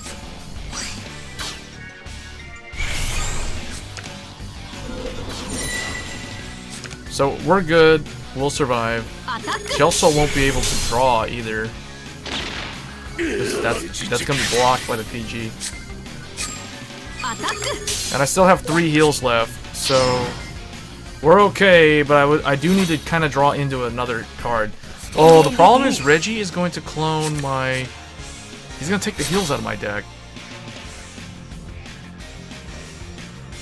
Yeah, he is. But then I'll have. Alright, we're not gonna do that. I don't want to lose those heals. So what I'll do is 行くぞスキル発動 call that.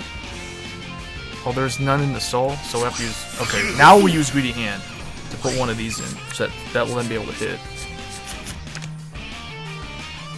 And now we're gonna call another one down.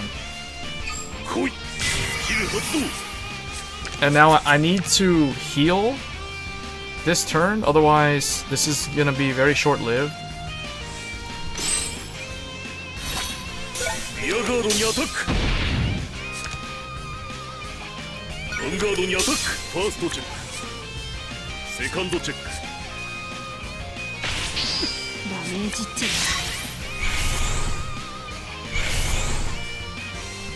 リアガードにアタック I mean, the thing is, I have 6 damage heal regardless of whether I put the grade 2. If I retired him on, so I have both of my characters in the front row, that only, I still would have the 6 damage heal. She just swing, and then swing, and then I have the 6 damage heal. So it's better to just try to 6 damage heal. Like, she kills my first interceptor, then she attacks me, then if I 6 damage heal, then there's a chance that I'll still survive if she doesn't check any triggers.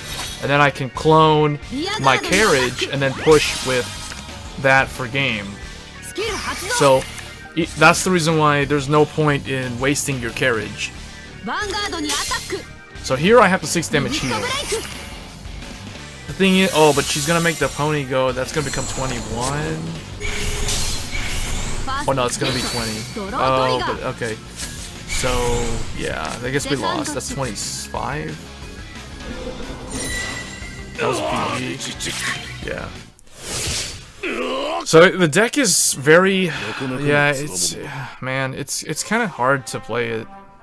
I mean, it's not even that hard to play once you remember. The main thing is remember that you need to call something down before you ride Reggie. Preferably the bike or the carriage.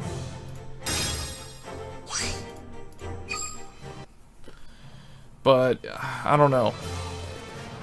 It's dependent on a lot of things. I feel like there's so many factors that have to go. Like there has to be a perfect storm for the deck to really go off.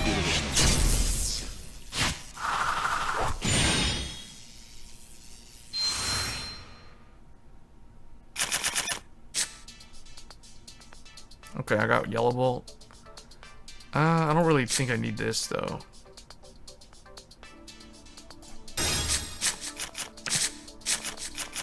Stand up! ザ・ヴァンガードスタンド&ドロー Yeah, but the thing is, you kind of want to use the... It's not just Reggie, it's the bikes. I feel like the bikes are more of the main win condition. ソウルチャージ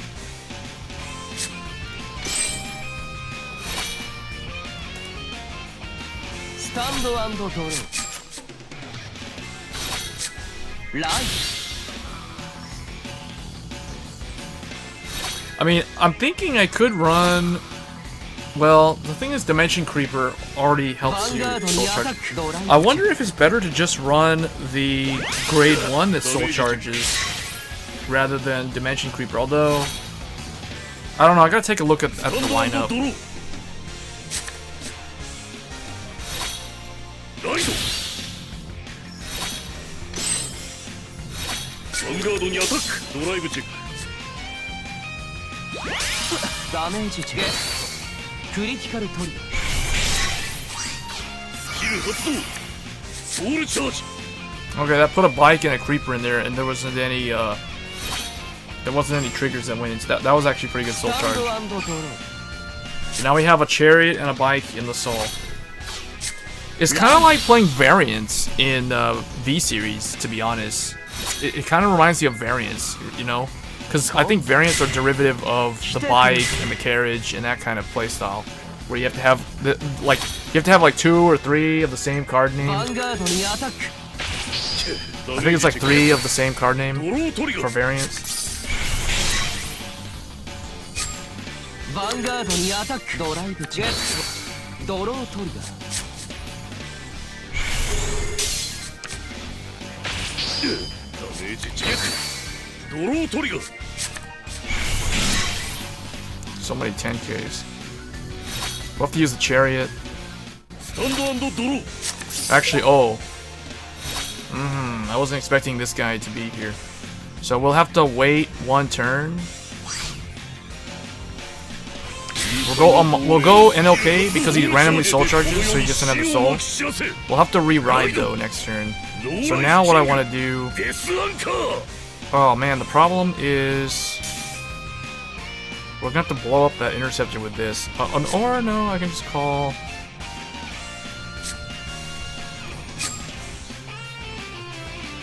Problem is cloning the heal trigger isn't really all that great. The bike. This'll 来いスキル発動 this'll remove my heal trigger from doing its thing. We'll need Gwen probably to clean that up. I don't want to kill that, so we're gonna use Amon.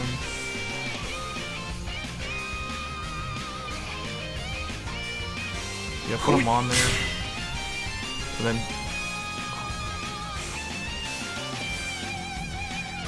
ここは I don't need to use this yet. So we're gonna save Greedy Hand, kill this.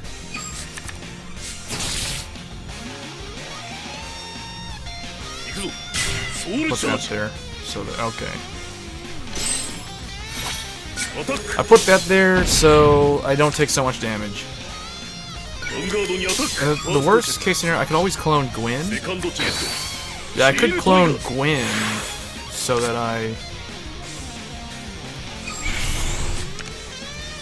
so I don't lose all my heals. But then the thing is, the chariot will never have its effect. So I guess I have to clone it. I got what, 2 heals and 2 Gwens? スタンドアンドド Am I running 4 of the grade 2 Counterblast 1 of Soul Charger card? I'm running. You mean Emblem Master? I'm running 3 Emblem Master. I run 3 Emblem Master, 3 Succubus, 3 Gwen, and 4 of the carriage.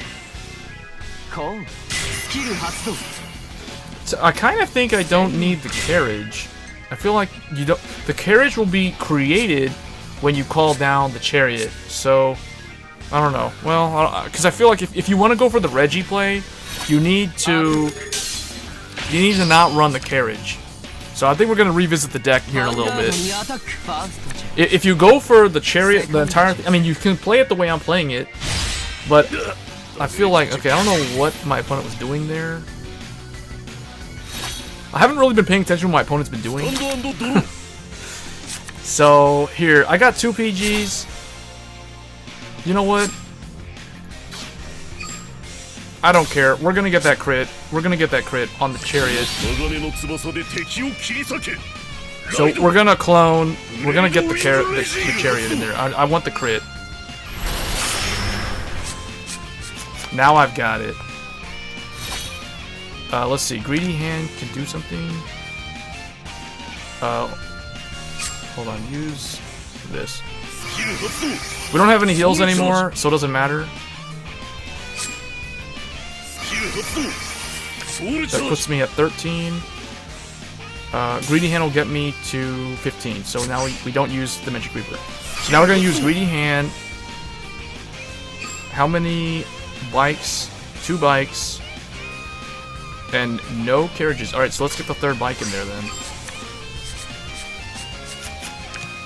Alright, now we have the crit. Now we have crit here as well. So we're just going to do this.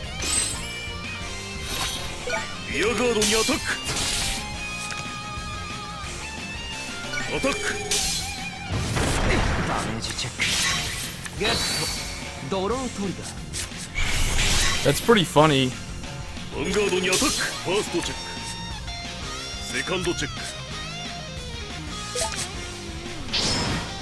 That's funny, Reggie has crit like all the time after that.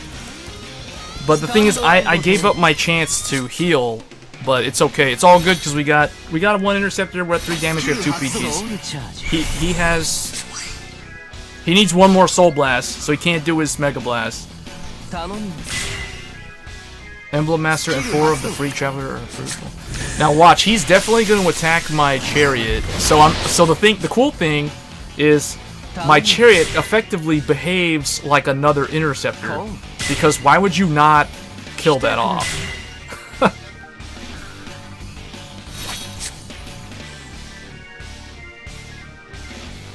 So all we're gonna do next turn is we're gonna make Amon kill the Curse Lancer. We're gonna make NLK or any other card that I draw if it's a grade 2, that would be great.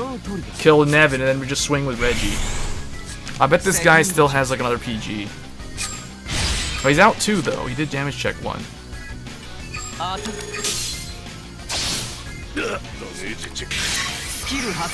Ah, that was the bike that I needed. Well, I still have 1 more. I need to draw a grade 2 though. Yes, Gwyn, okay. Now all we gotta do is move this, call that, attack, and attack and attack.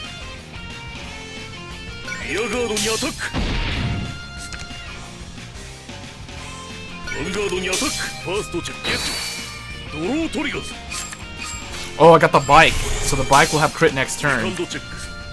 And we should be okay to survive, because I'm at 4, so he'll kill my Gwyn.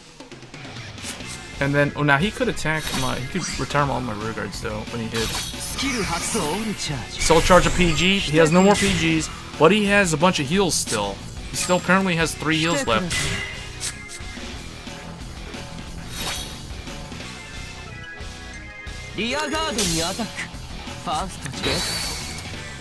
Well, I mean, whatever. I'll be able to deal 3 damage. And the thing is, he's gonna put me at 5. So, I won't... He can't heal down until the last one here. So, he has no more PGs. So, I think we're still gonna win. Wait, why would he... What was the point of doing that? Why would he do that? That's kind of weird. Alright, here we go. This is it, boys. Final turn. Check it out. Oh, this is it. When you pull it off, when the perfect storm is set up, skip that ride. The bike has crit. And then the carriage goes there. Fatten up the deck. Oh, the carriage doesn't have the ability to hit? There's not a single one in there? Okay, then in that case we gotta do this.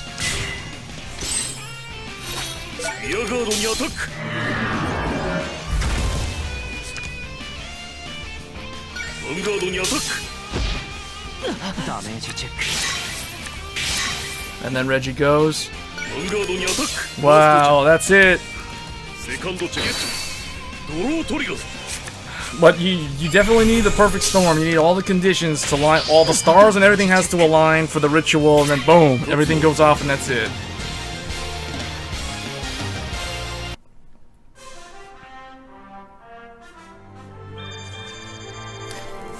Free Traveler?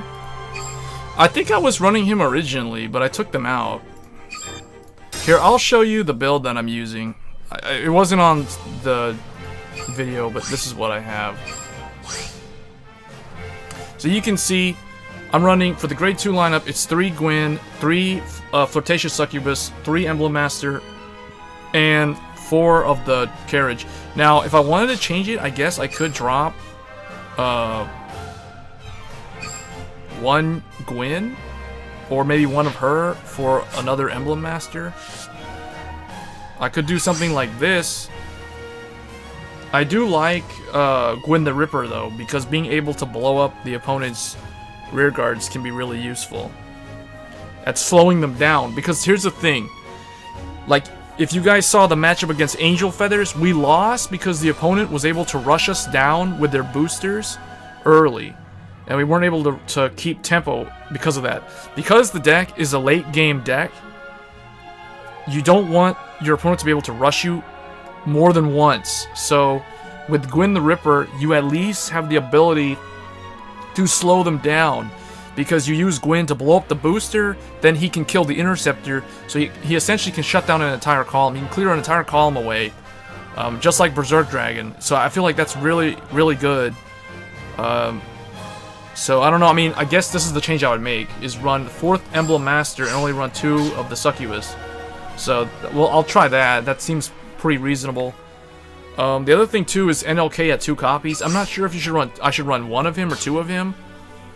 The nice thing about him though is if you have to ride him, he will be doing a soul charge, and then when you ride up to Reggie, you just have to prepare. Now the thing is, like, there have been scenarios where I've messed up, where I haven't set up the correct lineup for him. Meaning, you know, the other thing too that I was thinking is maybe I don't even need 4 of this. You know what? Let me try something different. Let's run 3 of this and 3 of that. What about this? Because the thing is, do we really need to run 4 Carriage? Because anytime you call down the Chariot, he creates a Carriage that you can draw into. But I do feel like Carriage is nice when he has his, I don't know, I guess, no, we'll go back. We'll go back.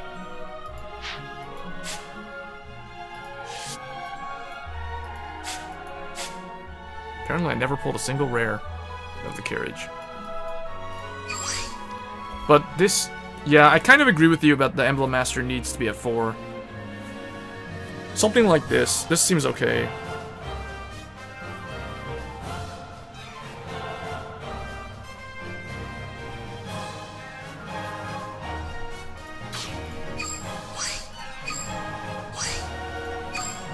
Does anybody know the exact time frame on the rental cards though? Like, how long are they available?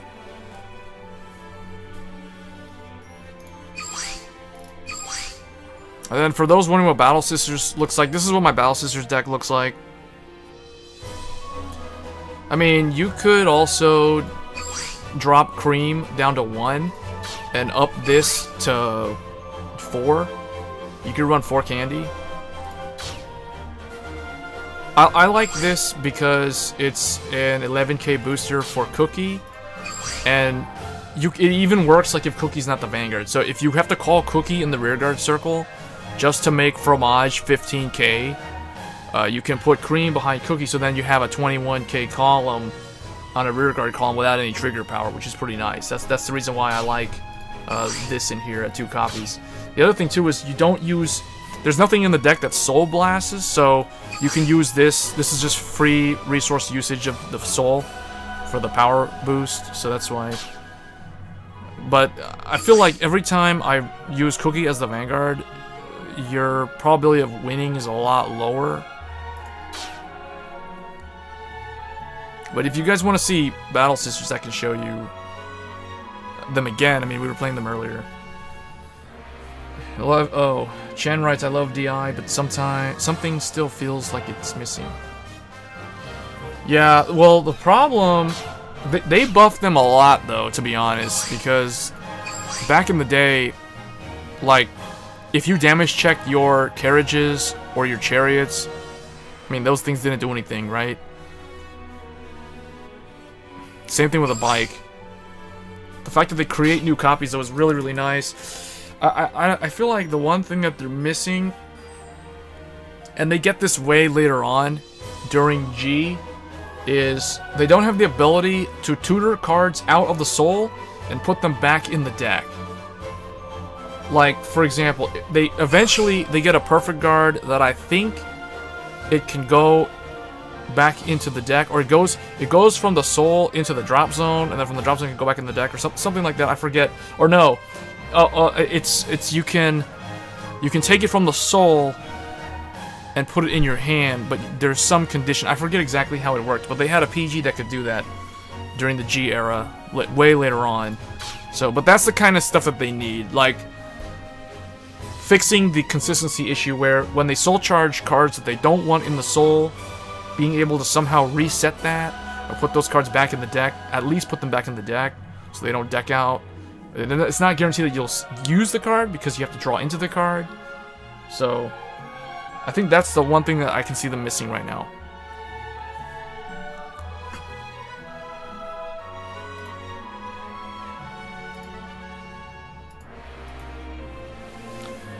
Alright, I'll be right back.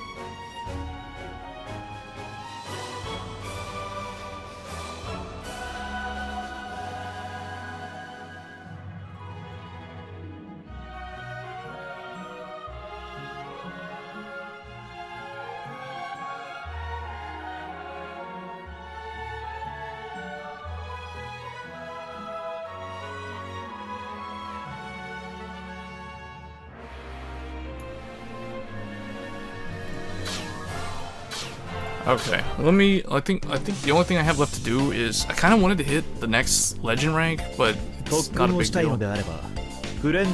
I'll play one more just to get legend 8. But you can see, guys, that I've been working on trying to get the ability to craft another fromage. So I'm working on fromage, and I'm working on Reggie right now with character fights. So you gotta keep spending that stamina. This right here needs to be fixed. Like, why do they do that? Why are they not guaranteed drops?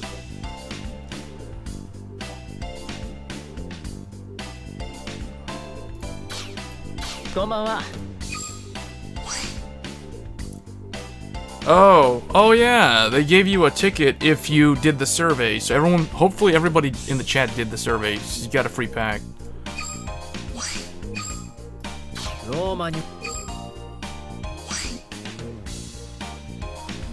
Yeah, honestly, they do need to implement another way to achieve VP. Honestly, I feel like what they should do,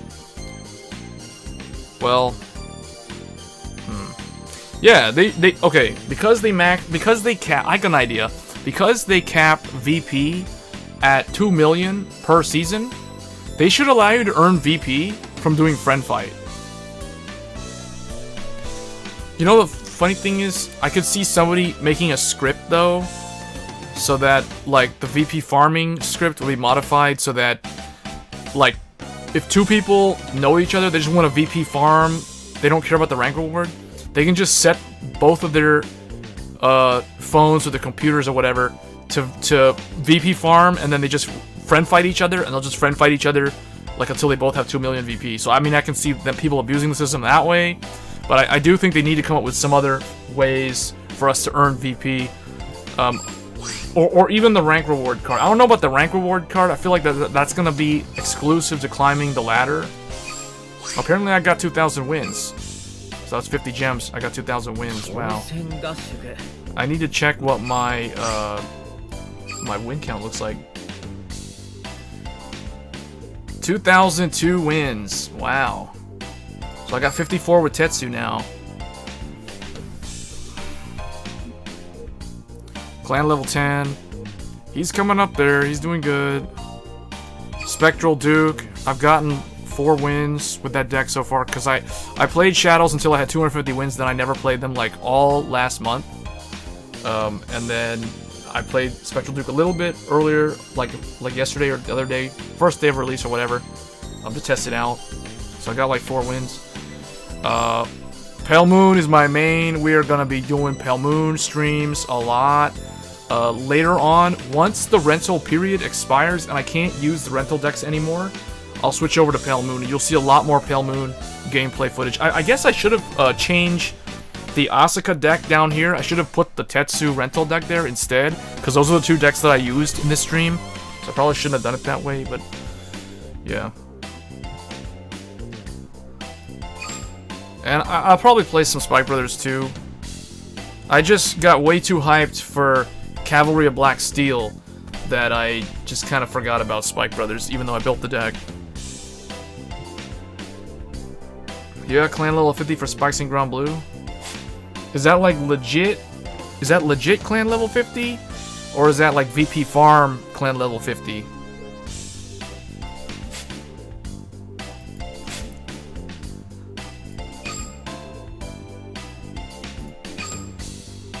Because I mean, if you truly got clan level 50, I'm curious to know how many wins you have with that clan. Yeah, that's what I was thinking, man. VP Farm clan level 50.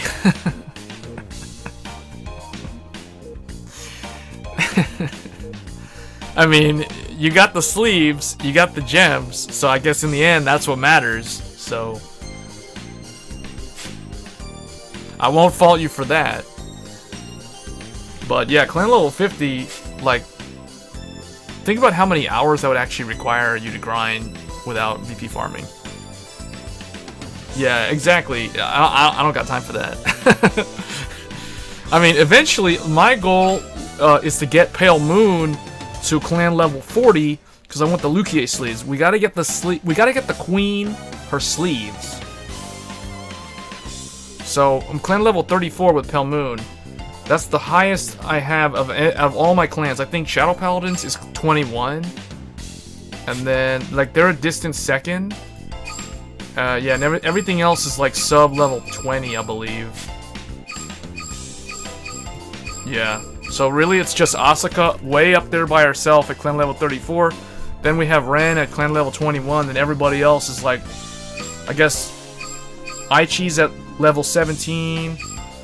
Kamui 13, Misaki 17, Battle Sisters coming through for that clan. Well, okay, I think honestly, oh man, title man, Pirate King.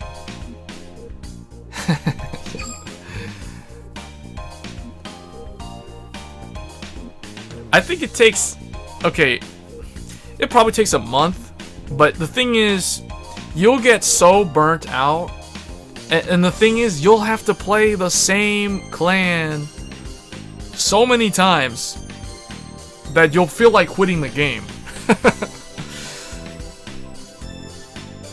I just got my free ticket from the survey.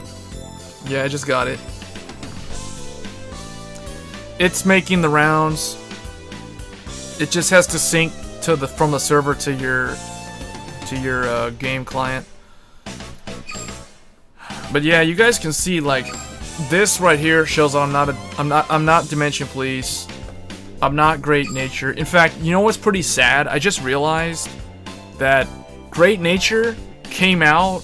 They were new last month, and I don't even have a single win with them. I haven't even tried this deck at all on ranked. I've played it on Friend Fight like a couple times, so I know I've tried playing it, but I've never played it on ranked. That's so sad, because I at least attempted Angel Feathers like maybe 3 or 4 games, and I won like 2 of them. It's 36 with Kagero, and I have 591 wins. Yeah, that sounds about right.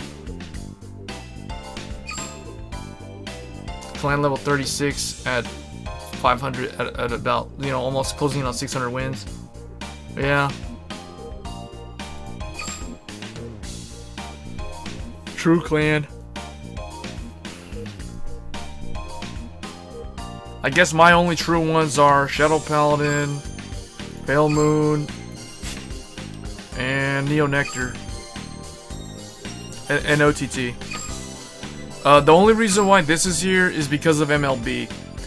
This is because I just used MLB when I just wanted to just quickly, you know, get some wins, just clear past some of this riffraff and just end the season in top 1000. But I hate MLB. I don't even like Royal Paladins at all. The only Royal Paladins that I care for are the Jewel Knights. I don't care about any other Royal Paladins. Even the Royal Paladins in G Series, I don't like them. I don't like Altmile. I don't like Solomon. All those whatever. The Arabian Nights. I don't care for Royal Paladin at all. This is a trash clan. I hate this clan. Kagero, they're cool. I like them, but the problem was way too many people played them back in April and May to the point where it kind of soured it for me, and I just didn't like them that much after that. Only in Zero, though. In real life Vanguard, I like Kagero. In Zero, I don't like Kagero. Too many people play them. I play them to 100 wins, and I'm like, this is the end? Literally, it's the end. It's the end of Kagero. I'm not going to use the end. 100 wins. Done. OTT, they're cool. I like them. Tsukuyomi is slow. Tsukuyomi is big brain. It's too much thinking. It's too much thinking for me. So I prefer Battle Sisters, Amaterasu, like Set 1 OTT. I like Soulless OTT, Scarlet Witch Coco. So I like those 3 decks. Tsukuyomi's my least favorite deck, but it's probably the best one. It's the one I never played, even though I have 4 of Tsukuyomi. I played it probably like twice. At the whole time I've ever had the deck. Nova Grappler, I like them. They're cool. I like the idea of restanding stuff. I think that, or I guess restanding rearguards. I haven't really played Death Army yet. I have the deck. Death Army is built 100%. I will play it on stream at some point. I'm just waiting for the rental to expire. Once my rentals are expired, I can't play Battle Sisters anymore, and I can't play Reggie anymore. So I'll replace Battle Sisters with Death Army, and I'll replace Reggie with Indra. Yeah, Indra. I know, Indra. Tsukuyomi used without running stuff down. I just winged it. I mean, yeah, you can do that, but then the deck is almost like no different from Set 1 OTT. Because you're just going off of, like, oh, I remember I saw this card, like, 3 turns ago. Or, you know, stuff like that. Which is fine if it works, but if you actually play the deck with the way it's designed, where you're supposed to, like, I mean, if you have to, you take notes. Otherwise, you have like Misaki's memory and you just remember things, so you already know the order, or you can easily remember because you played the deck 100 times, or something like that, then the deck is a lot more potent. Then you'd have a much better win record, probably, if you played it, because that deck is really, really strong. Even now, it's still really strong. And then Shadow Paladin, they're probably my favorite overall clan, but I don't know. Badhar has kind of screwed over the deck in so many games in Zero. Like, Badhar, top decking another Badhar heal, then that top decks a PG, or that top decks another Badhar. So I just went out 3 heals, and then I top deck a PG on top of that. You know, that kind of stuff. I've seen that happen way too many times. That's what happens when you play like over 200. You get over 200 wins with Shadow Paladin. At that point, you've seen everything. You've seen everything the deck can do. So it's good, but I'm done with Phantom Blaster Dragon. Never again. He's old news. It's all Spectral Duke Dragon from here on out. And then Dark Irregulars, you guys saw it. Reggie is the truth. Reggie is for real. Chariot is the simp, and that's basically what it is. It's a high roll deck. It's a very fun deck. It's almost like playing Solitaire, but it's really, really good. When the stars align and they do the ritual, things happen and you basically win, and it looks really cool when you win.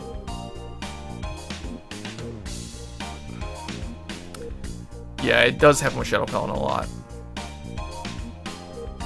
I mean, when you play these numbers of games, then you definitely see that happen a lot. All right, and then Pale Moon. Pale Moon is probably my favorite clan in Zero, whereas I think Shadow Paladin is my favorite clan in like the real Vanguard. Pale Moon is my favorite clan in Zero Vanguard. So this is my main. Currently, this is my #1 main.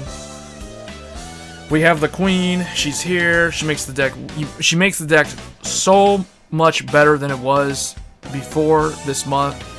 On top of that, Dreamy Fortress is good against everything except Narukami, and even with Vermilion's Limit Break, it doesn't matter because he will kill Dreamy Fortress even if the Desert Gunner said ignore it, because then it'll still spawn another one and it'll still have to, you know, do the thing.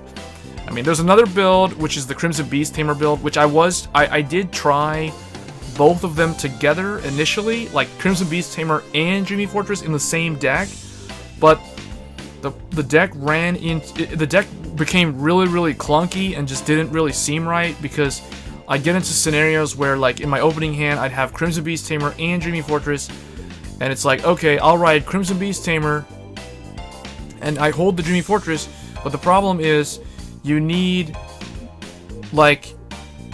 always need Crimson Beast Tamer in the soul, and with Purple Trapezes sometimes, Dancing Princess wants to put Dreamy Fortress in the soul, so, like, when you do the Purple Trapezes thing, you're not really gaining the 12k power on Crimson Beast Tamer unless you draw into another one. So the deck just kind of felt really clunky, so I decided, you know what, I'm just gonna go Dreamy Fortress.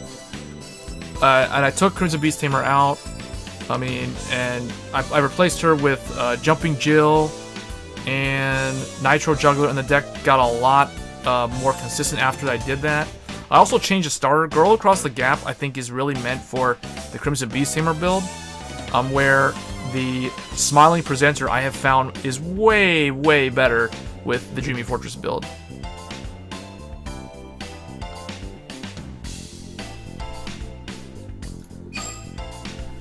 And then Spike Bros. I haven't really played too much as Spike Brothers, to be honest. I mean, you can see I've did 68 wins. Most of that was with set 1 spikes.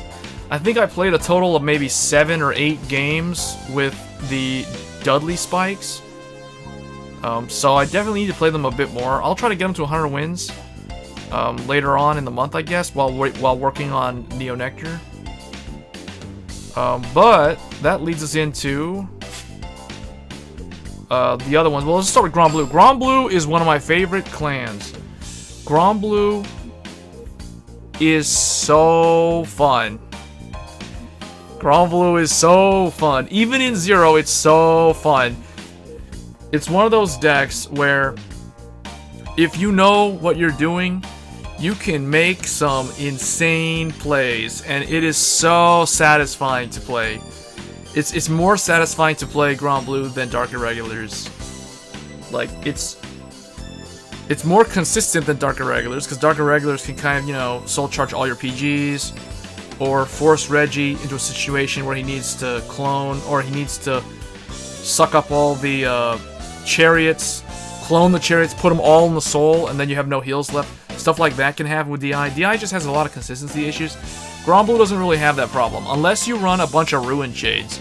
And ever since I took Ruin Shade out of the deck has been amazingly fun. It has been so good. Not having to worry about milling all my PGs is just so much better to play. The no-mill Grand Blue is definitely the way to go. So much fun. Need to play this deck more. I've been wanting to play Grand Blue more, but then we got the new Pale Moon, and then they kind of got overshadowed. I also wanted to play Spikes, and then I guess I'm not really going to get around to them this month that much because I want to play Neo Nectar later on, and I need to play a bit more Spike Brothers, so... But they're super fun. I like them a lot.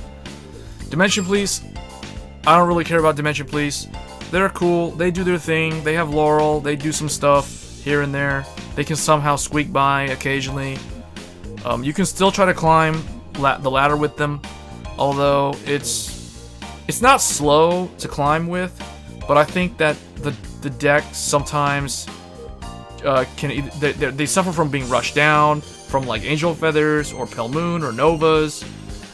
They also don't have a really good way to retaliate against the N or cross rides, you know, stuff of that nature.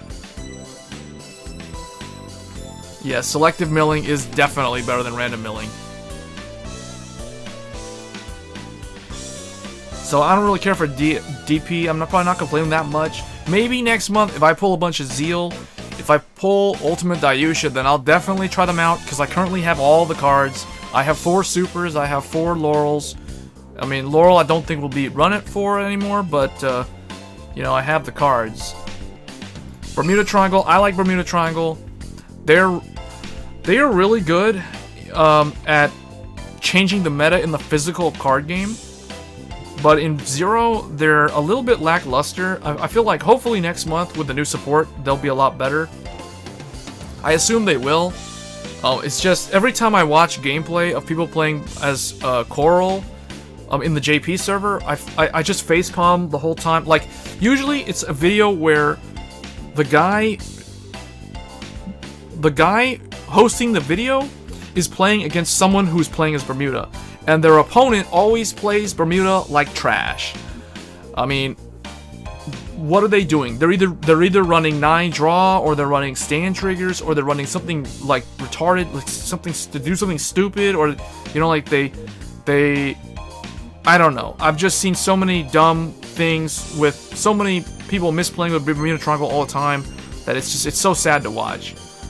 But definitely next month I will try to build the deck.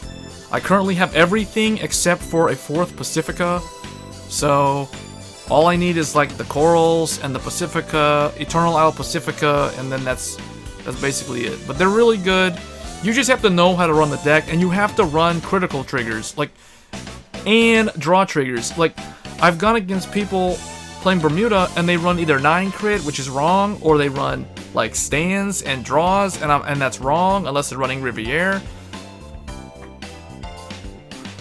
Well, I can't show you the Coral one, but I can show you like my current deck. But okay, we'll circle back to Bermuda. Neo Nectar, one of my favorite clans of all time. G era, I love Neo Nectar. I was an Asha main back in the day. Bloom, all that stuff. Musketeers way back when. I'm looking forward to playing Cecilia again.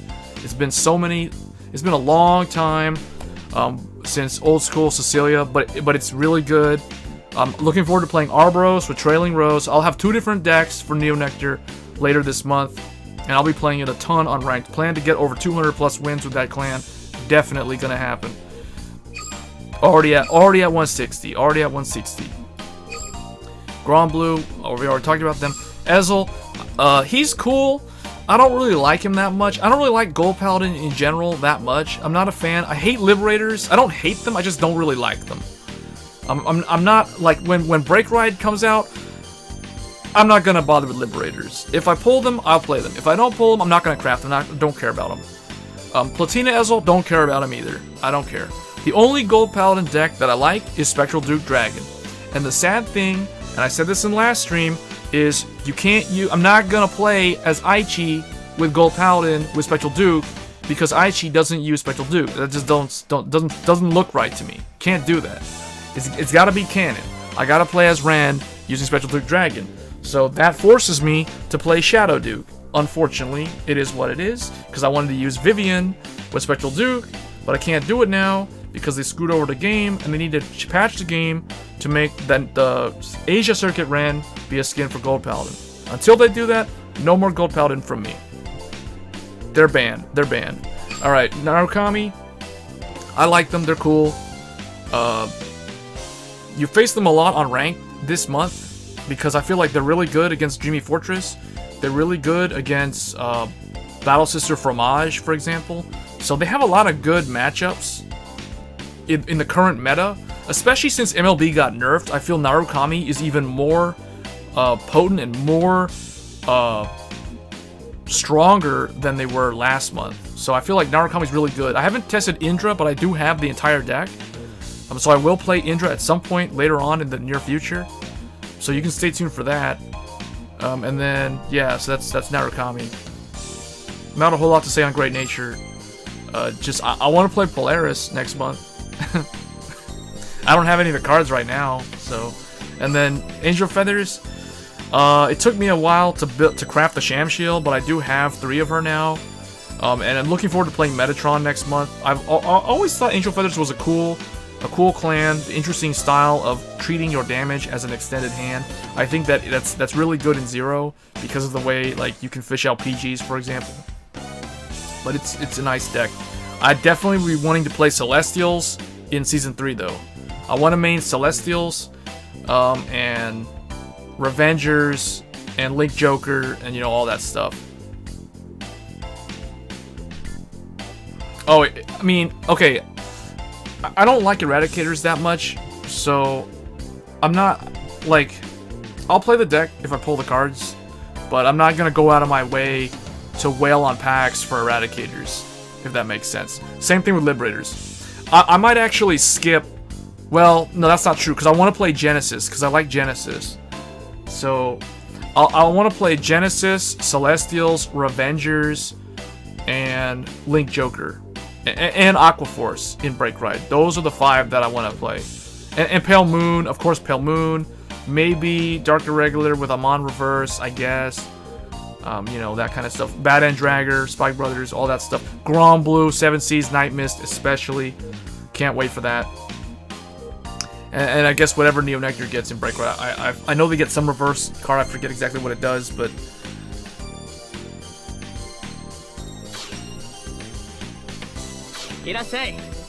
Alright, so I'll show you what a Bermuda deck looks like. But I've already shown it before on multiple streams because people have always asked me about Bermuda. So there's 2. I'll show you the reindeer one.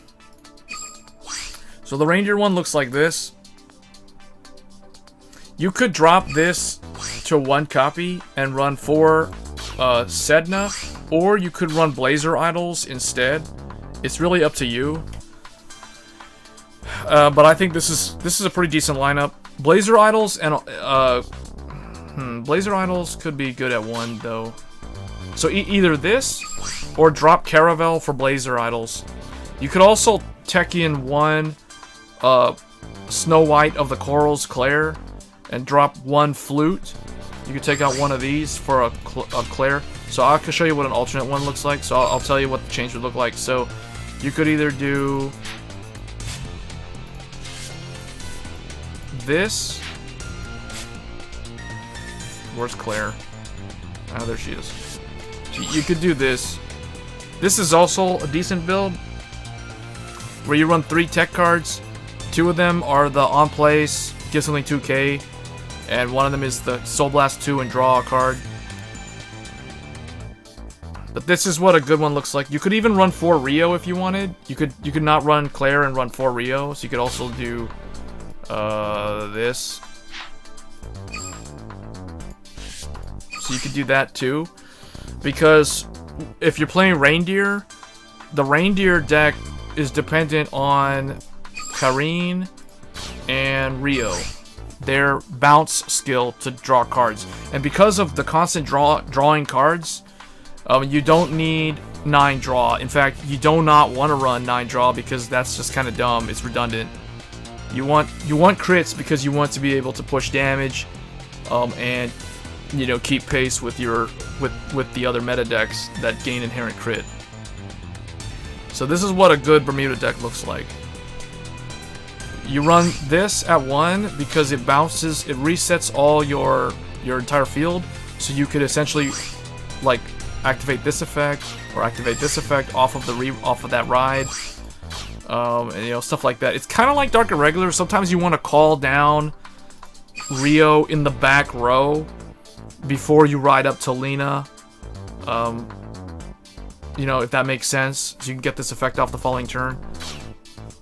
But it's also dependent on you having Perla and Perle to do the draw. Again, that's more draw power, that combo. And the nice thing about this is this deck is kind of good against decks that can retire your rear guards, because this can bounce, like for instance, she can bounce her sister back up to the hand to protect it from being killed off by a Tejas or a Berserk Dragon or a Death Scythe or a Gwyn the Ripper, that kind of stuff. So it's got some interesting dynamic, and it also gives you the ability to reset your column. Like you can then choose to put it behind the Vanguard if you need a Vanguard booster or whatever.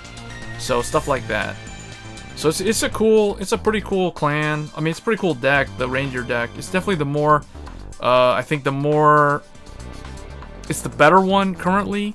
But then the other deck would look like the Riviera and Pacifica one, which would look like this. So this one, I have found Pacifica to be kind of pointless.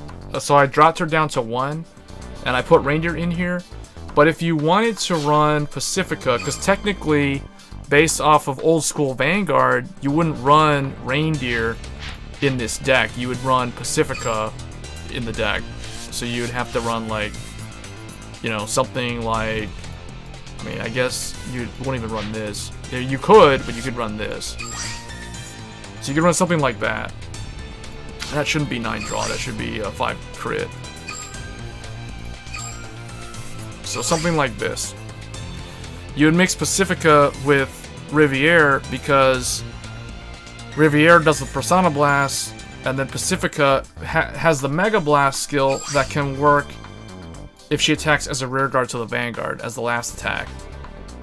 And she can hit over, like with the Persona Blast, giving her 5k power, she could hit over a defensive trigger, then she could do her effect to call up to 3 cards to potentially either snipe a grade 3 rear guard or push for game if they didn't check any triggers. But usually at that point you won't be able to close it out unless you're sitting on Pacifica and you do the Mega Blast, or like from the start.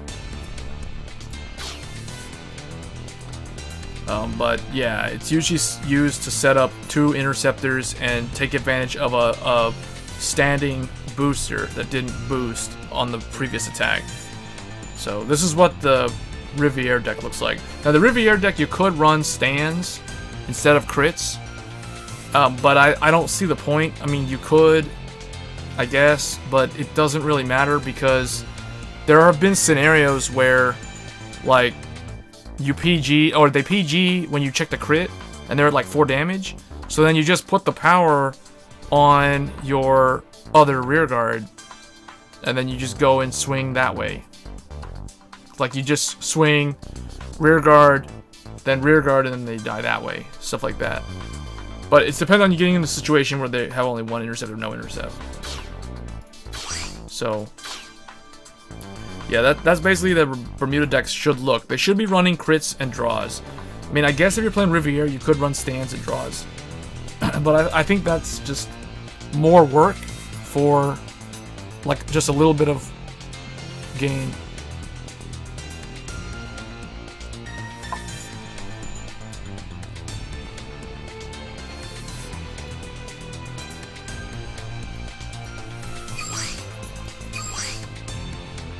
Oh, that reminds me, I need to change this actually. I need to put this one. Alright, so this is gonna be Indra. This is the Indra skin. Yeah, we got Indra. Now, for Indra, I'm keeping Vermilion in here, just because he's super good. But, if you want to go pure Nobles, you would have to run Kali at 4, and then you have to run like only 1 Vermilion. Or maybe 1 Dungaree. But I would, like, Dungaree there's no point, because this is the type of card where, if you top deck this card, and you have 2 open counterblasts, you can just go for game, like, at the end, you know, if they killed off your Indras or whatever, so. But this is what an Indra deck looks like. At least I think this is what an Indra deck is supposed to look like.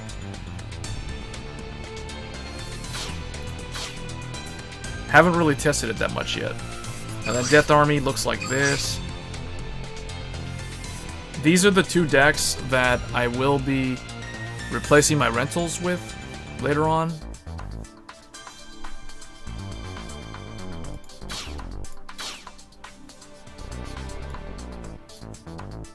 And then of course we have Dreamy Fortress. Dreamy Fortress looks like this. I mean, you could tweak the grade 2 lineup a little bit, I guess. You could put like Dancing Princess down to 3, take out Jill and run like 3 Crimson Beast Tamers. I mean, I guess that's okay, but then it doesn't really do a whole lot. Then you could run 1 Manticore. I mean, I see a lot of people also running Sarah instead of Farah. Now, and that's good. Sarah's good. Sarah's basically like Reindeer and Goku and Asura Kaiser. She's got that kind, and General Seyfried. Probably more like General Seyfried than the others. But the problem with Sarah is it's like General Seyfried. It's dependent on you checking triggers, and if you don't, then it doesn't really do anything. It does combo well with Fire Juggler. On top of that, Sarah requires you to have a grade 3 like Alice or something on the field that you can then put in the soul. So I guess it's nice with Alice, because if you're in a game where the opponent's at 5 damage and you have Alice in the front row, you can like boost Alice to swing in to their 11k, and then they PG, so she can't do her thing, but you can swing Sarah, boosted by Fire Juggler, and then if you check a grade 3, then you can put Sarah will put Alice in, call something out, then Fire Juggler goes in, calls something out as well to boost Alice again, so you get extra attack. So the Sarah move with Fire Juggler is really nice, but it is dependent on that scenario, whereas I feel like Farah is... she's just overall a better, like, first Vanguard if you don't have Lukier like by the time you go to turn 3 compared to Sarah. Although I guess Sarah's still pretty good, but you'll be using a lot of grade 3s instead of Interceptors. Where I think Farah, if you're able to do the Persona Blast in playtesting with Farah, the nice thing about her is she's not dependent on triggers. She doesn't use any counterblasts. And on top of that, this is the thing that a lot of people forget. Farah is an 11k Vanguard. She's another 11k Vanguard for Pale Moon. And I think a lot of people overlook that. There has been games that I've played where Farah is 11k and the opponent just can't do, like, Thanatos can't swing into me and do his thing without a booster. You know, there's stuff like that. In the Ezel matchup, Bumades can't swing in just unboosted as a 10k rearguard. The thing about the 11k Vanguard is the biggest problem that Pale Moon had until now was the lack of an 11k Vanguard. Hey Maelstrom, we're just going through like the new decks, I guess. And the fact that you now have access to another 11k Vanguard just makes the deck so much more. First of all, it makes it more defensive. It makes it more consistent in terms of like numbers, because any generic 7k behind this, like Fire Juggler or Skull Juggler, makes this 21 with a trigger. So this is really nice. So I like it. I like that it also built Soul, And the thing that it calls from the soul gains 3k power. So a really nice call off of this effect is Nightmare Doll Alice, because this makes Nightmare Doll Alice 13k. This essentially does what Night Spirit does in Grand Blue for Thanatos. How strong is Aqua Force going to be when it comes out? It will be... Okay. How should I answer this? So, there are two factors that determine how, I guess, strong a deck is. One of them is how good are the cards themselves? Like, so how good is the clan and the support for it? How good is that? That's one factor. The other factor is how popular the clan is. Because even if a deck is really strong, if nobody plays it, it doesn't matter. I'll give you a good example. Tsukuyomi. Tsukuyomi is the best example. Tsukuyomi, to this day, is still an extremely strong deck. Why? Because you basically know the second half of your deck, and you have access to Silent Tom. So the minute you can pull off the Silent Tom, you can calculate when to put them at 5 damage, when to do the Silent Tom thing.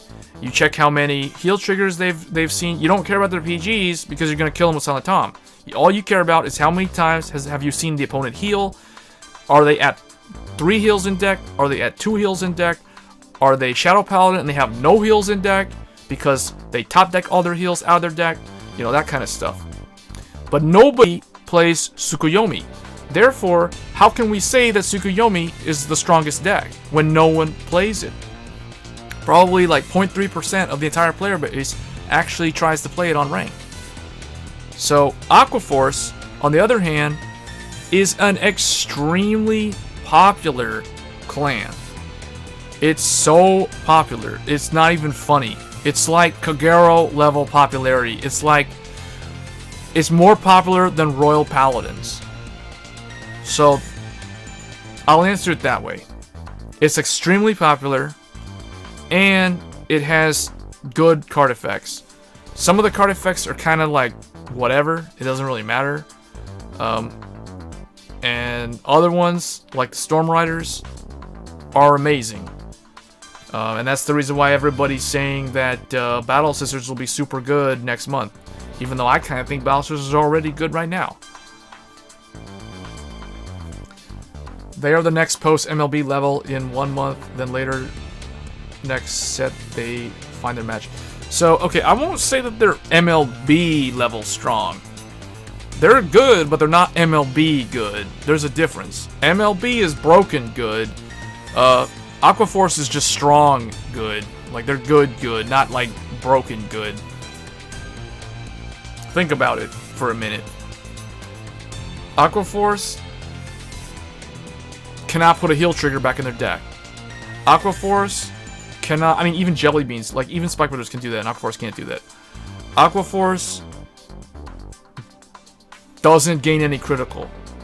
At least not right now. So, they can push 2 damage consistently, yes. But other than that, you know, that's what they have going for them. Like, guaranteed, that they're good because they guarantee 2 attacks to the Vanguard. With Limit Break. Without Limit Break, no. So, they're good. Expect to see them a lot, though. Yeah, they in terms of how often you'll see them. I mean, I think it depends. You'll see them a lot, but not at the very, very beginning. Because think about it. The only way that you'll come across them is a lot of people will have had to save up a lot of packs to build the deck, because they need what don't they need like 12 triple Rs? They need 4 Maelstrom, 4 Diamantes, 4 Navel Gazer. That's like 12 triple Rs. That's not easy to build. That's like That's like Shadow Paladins day 1. I mean, unless you get super lucky like I did back in June, and I literally built Shadow Paladins in a day, without even trying, really. Like, I just opened like 150 packs and pulled everything, except for the 4th Nevin, which I then crafted. Yeah. So, I mean, it is possible that there'll be a lot of people that build them early on, like in the first few days, but yeah, you will see them a lot.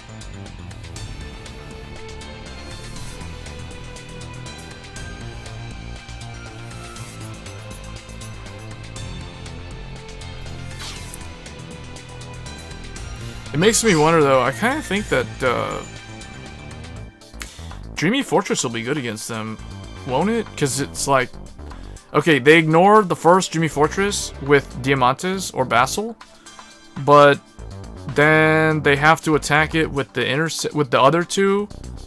So if you have the full setup, the full combo, like even Maelstrom will have to attack Dreamy Fortress, which is pretty funny actually. And then he won't... I think, yeah, he has to attack the Vanguard to do his retire and draw, so... Yeah, I think Pale Moon will still be pretty good against them.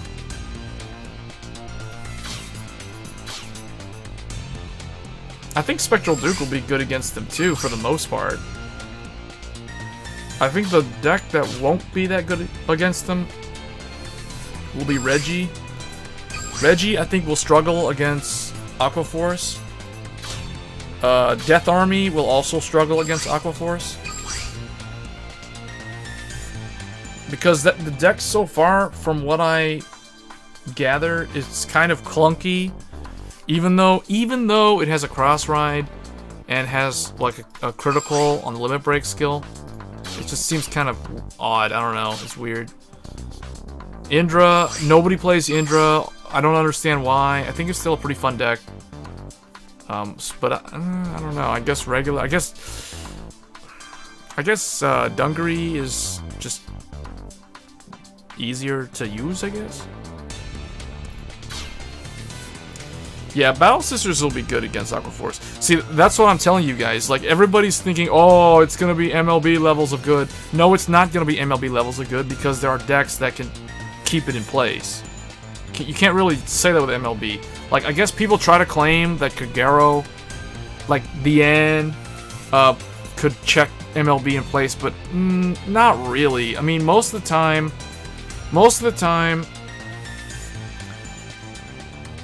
like, that would happen if MLB never had a booster behind him and the opponent is cross-ridden into the end. That's usually the only way that works. Otherwise, they would use Tejas to try to take out Wingull Brave. But even then, like, if you know you're playing against Kagero and you're MLB, you just mulligan your hand to make sure you have either the Trumpet Girl to search Blaster Dark, and then you have MLB in your opening hand, and then you don't care about Blaster Blade because you'll at some point you'll have him, or you'll have Ganslot get him, or you'll just draw into him. There's so many ways to get Blaster Blade. So I feel like MLB was on a completely different level. Like, there wasn't a bad matchup for MLB. Well, I'll put it that way. When you really think about it, MLB never was inherently weak to any other deck in the game. Aquaforce is weak against decks that can, like, for example, like, I don't know, like Dreamy Fortress, for example, Battle Sister Fromage, because Battle Sister Fromage will be a 15k wall that Diamantes can't hit, so he'll whiff. So that basically kills their whole idea of, oh, I can deal 2 damage per turn. Yeah, and MLB's not really dead technically, but the nice thing is I guess in global people hate him so much that they're just not really playing him that much. I don't know, have you guys encountered MLB? Has anybody in the chat seen MLB this month? I have seen him a total of 1 time, and I was playing as Shadow Duke, and I beat him. I beat him because I had 3 PGs, like, ready, and my ride chain, like, allowed me to just maintain my hand, and then he gave me Limit Break, because I was at 2. So then it gave me Limit Break when he swung in with the crit, and then I was like, okay, now I can do my restand. Yeah, I've definitely seen more Shadow Paladins. But I don't know, like, is it just me or am I the only guy playing Spectral Duke Dragon? Like, today, you guys saw the matches today. Like, all the Shadow Paladin opponents were not even running Duke. They were running, like, PBD, PBO, like, Set 1 Shadows. Like, Awakening of Twin Blade Shadows, June Shadows, whatever you want to call them. I have not encountered MLB. I've only encountered him one time. I think the opponent was running Libragal or Wingle. I can't even remember. I've seen 6 of them, and one of them is still using Wingle. Are they all using Libragal now? I think the one that I was playing against was using Wingle also. I think he was using Wingle. I was like, really? He's gonna use Wingle? Okay, that's interesting. I want to make one change in this deck, though. Gonna drop Vaha. And I'm gonna run the Rugos 10k. It's either gonna be that or Maka, but I feel like this is okay. 2 10k vanillas is pretty good in here. Because if you top deck these on the field, they're good 10k walls. So, gonna do that. That's one change I wanted to do. Because I noticed Vaha never really does anything. And I like the idea of being able to kill like a 10k without another booster, or kill a grade 3 in the front row without a booster.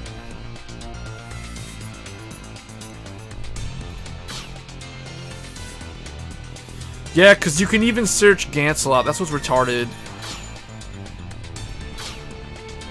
Alright, let me see. Do I have MLB? Oh, look, guys, I deleted my MLB deck. I completely deleted it. Because I'll never play it again.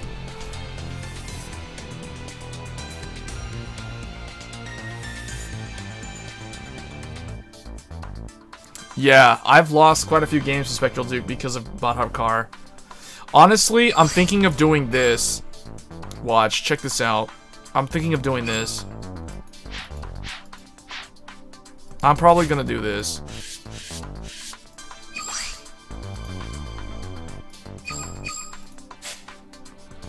There. I'm thinking of doing this, guys. Badhar is a 1. Gigantech Destroyer is a 4, is the heal. I'm thinking of this. And okay, if I'm gonna do this though, then I need Vaha to come back. Or we run Maka. There. Something like this. I think this might be better because the Badhar is just way too annoying sometimes, calling all of himself out. And then when you make him the heal and he top decks himself, he's just removing all your heals out of your deck. And you don't want that to happen. So I think I'm gonna go with this. 9 crit, you gotta run 9 crit. It's Shadow Duke, you gotta go 9 crit. If you're not running 9 crit with Shadow Duke, you're doing it wrong. Just FYI. This is what I used to beat MLB in the one matchup where I went up against him. And I was using Duke. I used Duke against him because guess what? Duke swing, crit, and Ren's, and you know it's season 2 and it's the Critical Trigger! It's he's all like his sap voice. Critical Trigger! And then yeah, so double crit, boom, boom, crit, and then MLB, guess what? Where's the PG? Okay, he had it. Guess what? Limit break, stand up. Too bad. Boom, 3 damage right there.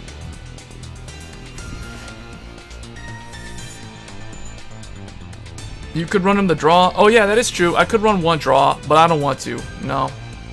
The Ride Chain and Nevin already does enough drawing. In fact, you know what? Maka.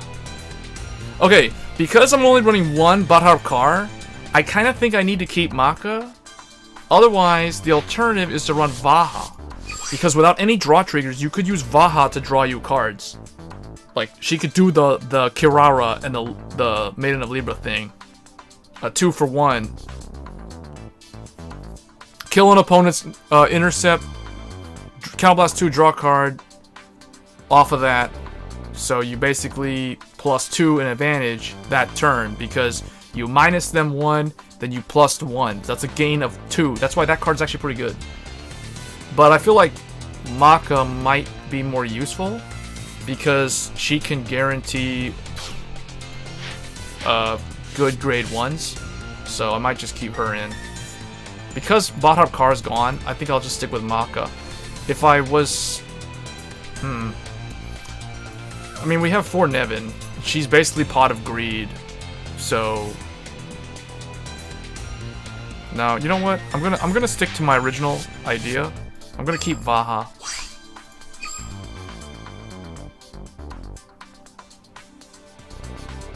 I said that originally. No one believed me. I said that Spectral Duke's ride chain is a worse ride chain than Blaster Dark's ride chain.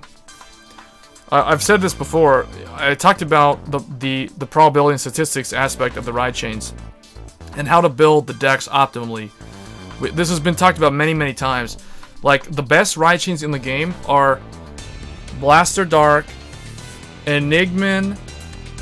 Basically, the ride chain that when you ride the grade 1, you immediately search the grade 2. Those are the best, most consistent ride chains in the game. Those are the ride chains that you only run 2 of the grade 2.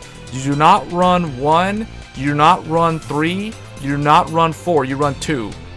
2 Blaster Darks, 2 Enigman, whatever.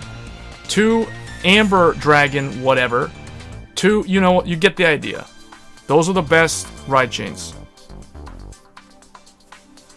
If you're running 3 of the grade 2 Amber Dragon, you're doing it wrong. If you're running 4, you're definitely doing it wrong. If you're running 1 Blaster Dark, you're also doing it wrong.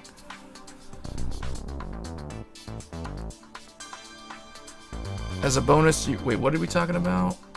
13k is greater than Restander.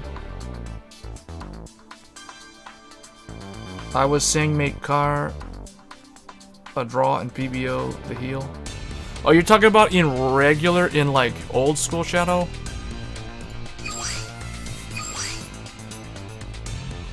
I think this is pretty good actually. Run him at 1. Run him at 1 so he can't cause a problem.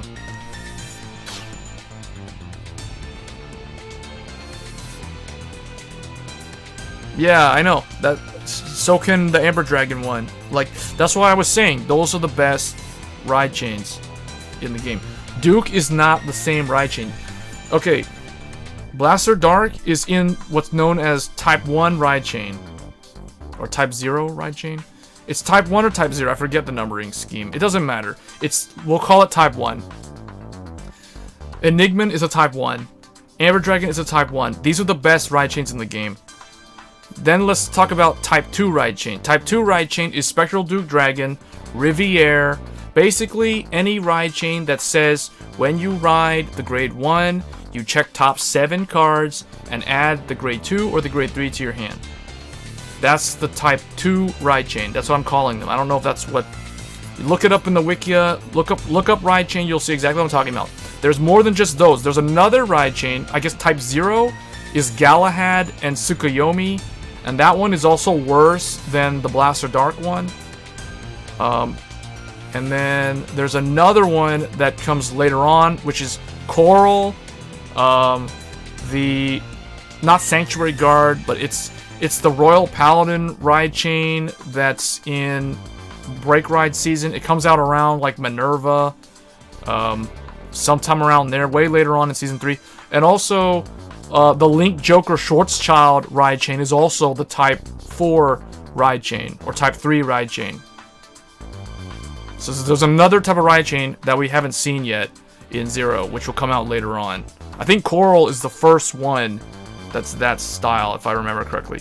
It's a type of ride chain where when you ride the grade 3 on top of the grade 2, you don't get any additional effect. There's some other thing that the grade 2 is capable of doing, though. I forget.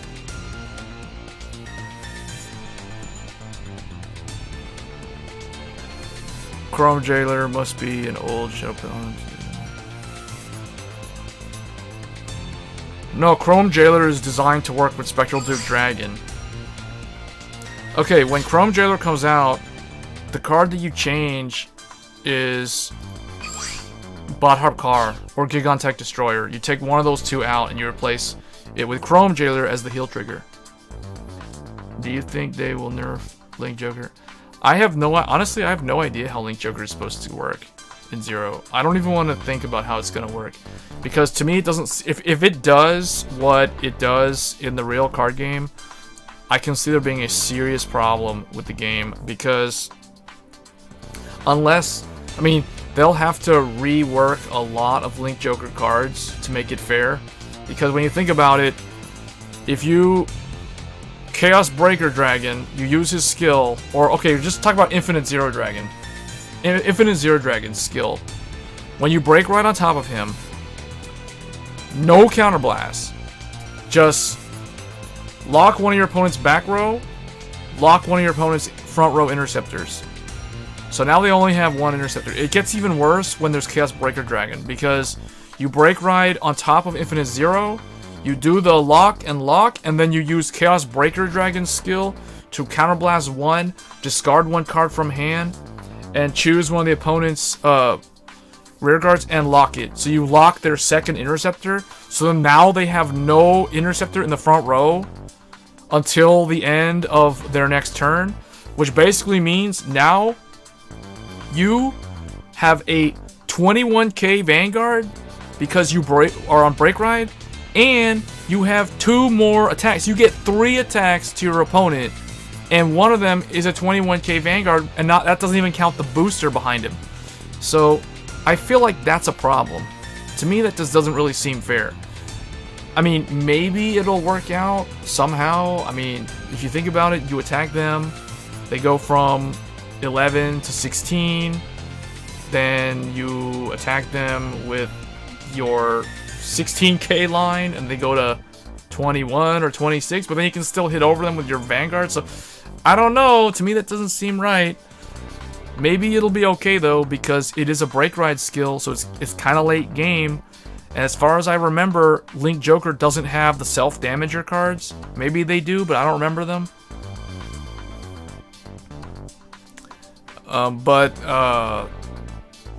Yeah, I don't really see how that's gonna be fair. And then on top of that, after the 3 attacks to your Vanguard, then when it's your turn, you can only attack them 1 time with your Vanguard. So you have to waste your attack on their interceptor. So that feels really bad if you're running like 9 crit Ezel or 9 crit Shadow Duke or something like that, you know?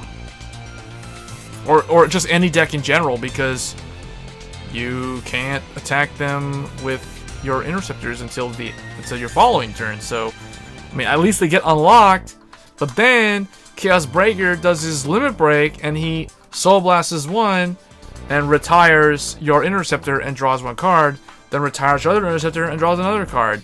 So now he has 3 more attacks to you the following turn. I don't really see that working the same way. They're probably gonna do like a... They're probably gonna make Chaos Breaker's effect be like Counterblast 1 and Soul Blast 1 to retire and draw, or they're gonna have to increase the cost of that effect, because I feel like I don't really see how that's fair, to be honest. To me, that seems kind of more unfair than MLB in a way, because the fact that you get 3 attacks to your opponent's Vanguard twice, like two turns in a row, doesn't really seem like a balanced game. Have I heard about the insanity about Blau ethics? Yeah, but I don't really think it's that good. I mean, it's only good because of the restanding of the rear guards, not because of Blau restanding. Because I know when Blau when Blau attacks, stand your rear guards, then he restands, then your rear guards attack again, and then he attacks again, and then he restands them again. But I mean, honestly, what does that do? Because after the first initial wave of attacks, like after the 4th attack, the opponent's power value will be so high that, you know, like, unless the Blau player is rolling really high that turn and getting triggers every attack, that's the only way that works. Because I feel like after the like, think about it. You attack, you kill their interceptors with your rear guards. Then you attack. with Blau. Then you restand your rear guards. Then you can like make your rear guards, I guess, whiff. And then you restand them again so they gain power because they've got beast deities that gain power when they restand. But you're dependent on that and whiffing your initial attacks to the Vanguard on your rear guards so that you can use them with the boosters, if that makes sense, after the power gain. But that whole entire thing is dependent on the opponent not checking a single damage trigger. Otherwise, your rear guards aren't going to do anything after that. No, I know that. Yeah, no, that's exactly what I'm talking about. I guess there's a stream delay, but that's what I'm saying. Like, the grade 2 and the grade 3, I think Angler something, which is the grade 2, that gains 3k power when it restands, and then then there's the grade 3, I forget its name. Same thing. But yeah, that it's okay. It's good. I don't think it's like as good as people think though. It's nice. It's Blau with restanding rear guards. But what I'm really worried about is Blaster Blade Liberator being able to retire grade 1s. I think they should have never did that because that's just stupid. That's power creep for no reason at all.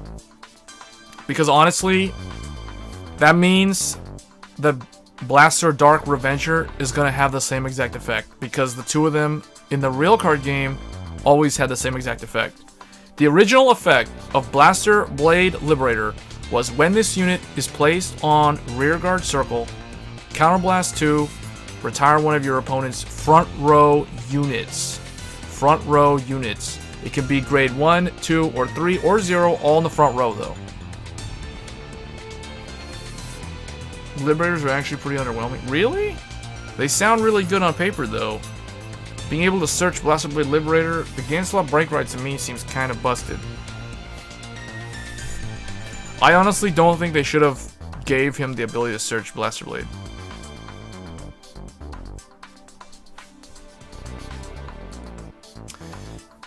Yeah, I mean, that makes it have the same issue that Dark Irregulars have when you think about it. Because, like, with Dark Irregulars, like, if you want to do the Reggie thing, you have to call down your grade 2 or grade 1 in the back row so he can, you know, absorb them later on. Like, absorb the copies from the deck and filter. So, in a way, Liberators is the same kind of deal. But the thing is, Liberators is a Break Ride deck, so by the time you're Break Riding, you should have some kind of board presence set up in the back row. At least, like, one booster, like a Bruno or something, should be back there.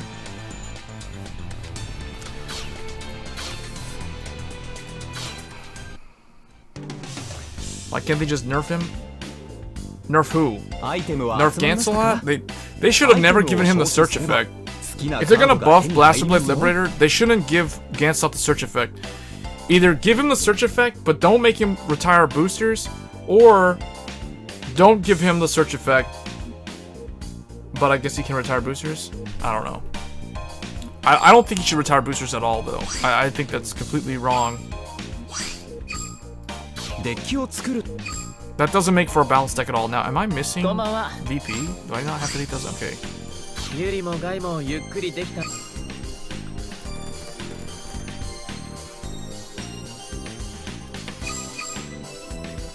Alright, who do we still have? I think we did Tetsu. Yeah, Tetsu.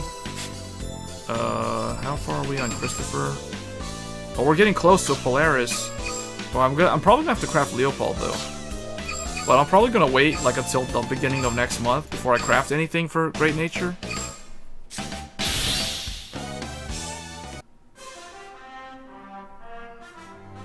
At the very least, I want to get to the point where I can craft a triple R for Great Nature though.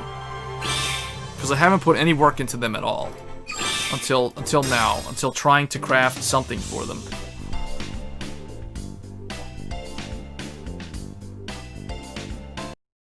Really getting there. Still got a ways to go for that fromage. But you gotta do those hard and very hard. All 10 fights. All 10 fights every day. And then Great Nature's like my third one, because I'm trying to close out those crystals at 100. And then Rekka, we also are working on that for Shamshield or Metatron. Liberators is mindlessly gaining power without doing anything else. And that is the reason why I don't care about them. That's why I don't care about them. They were like that in the physical card game, and I never cared for them at all in the physical card game. What does this change? Oh yeah, we got these guys. I gotta play my board game. I haven't done it all day. Or maybe I did actually, did I? Oh.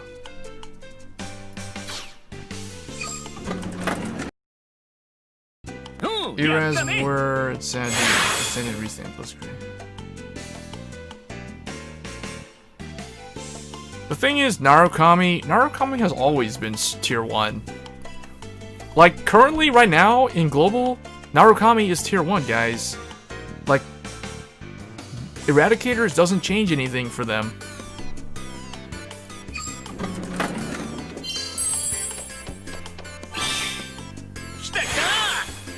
Narukami doesn't have any bad matchup.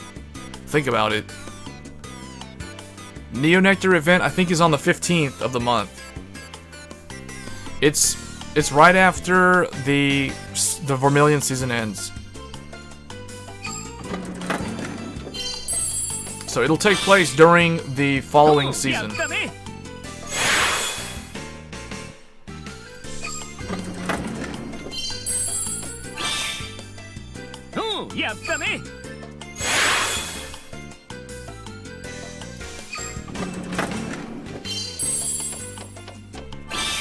Okay, so I want to roll a 3 here. So I'm going to use my special dice. What would you say is tier 1?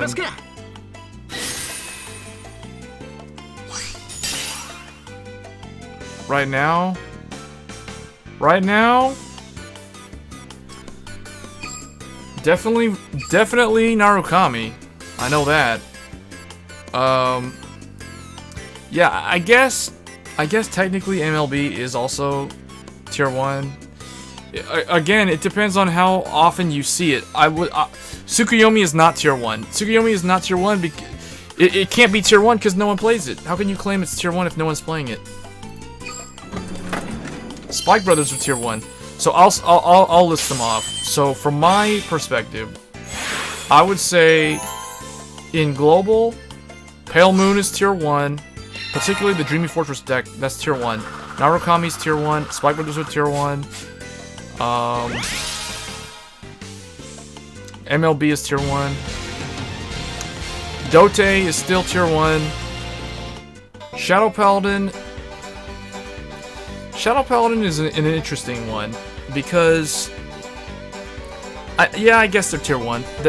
They have a lot of good tools. They have Nevin for drawing cards. They have PBO for 1-for-1 trade. He can do his Persona Blast. That's still a thing. He can gain crit and power, so he can hit over a defensive trigger. What else? I mean, Shadow Paladin is still tier 1.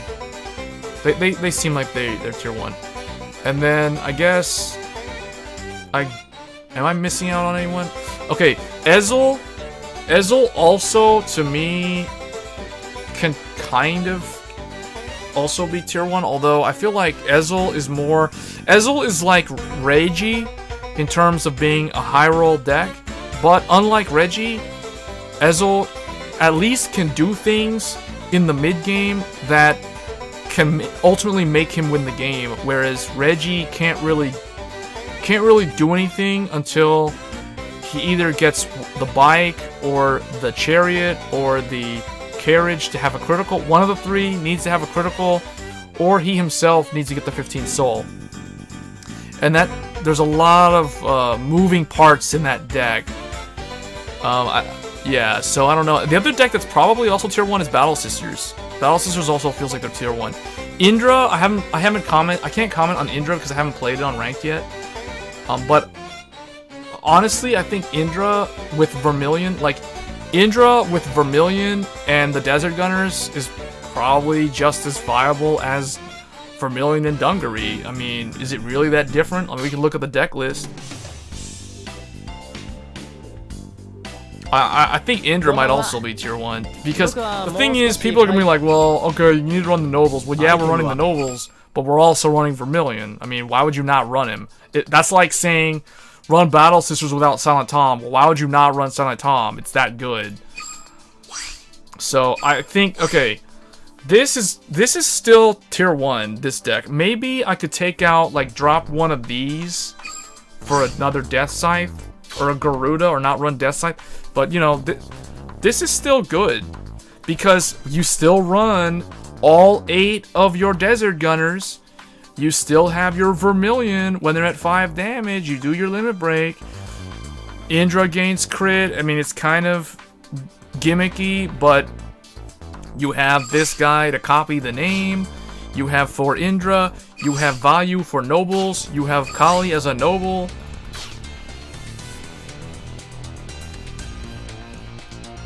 Though I think probably the reason why this deck is not as good as the regular Narukami is because I'm not running the Djinn. I don't have the Genie in here because he's not a noble. Like, instead of the Genie, the 14k grade 3, I instead run Vayu because Vayu's a noble and you need nobles for Indra. So that might be the reason why this deck is not as good as the other one. What 10k Indra? Oh, you mean the Vanguard. I thought you were talking about like a grade 2. Yeah, but he can gain crit. He gains crit for each Indra. So usually he swings for 2 or 3 crit. Because him plus this is 2 crit. And then plus this would be 3 crit. So, you know, it's kind of like Reggie. It's kind of like MLB. Well, I won't say that MLB. I mean, it kind of is like MLB. Because as long as you have Indra plus like another Indra sitting directly behind him, or it behind the Interceptor, I mean, that's already 2 crit, right? So, I don't know, I have to play the deck to see how it works, but it's definitely one for later, another stream. But Narukami, at least Vermilion and the Desert Gunners is definitely, and Saishin is definitely a tier 1 deck. That's definitely tier 1. This is also tier 1. Because you run crits and draws, you have 4 Silent Toms, you have the ability to increase the odds of checking a crit or a heal or a draw with this. So you have Scribe, like in Magic Gathering, you have Scribe, you have like vision into your next card. Sort of. I mean, well, not, okay, it's not vision, but you get what I'm saying. Like, you check top deck. If it's not a trigger, you send it to the bottom. It's set 1 OTT, guys. It's very good. It's just good. You have this. We all know this is good. This can just steal games. I put you to 5. I call this down. Where's your 6 damage heal? It's so simple. This plus any booster swings to the Vanguard. Ezel's very popular too, but I think the thing about Ezel is that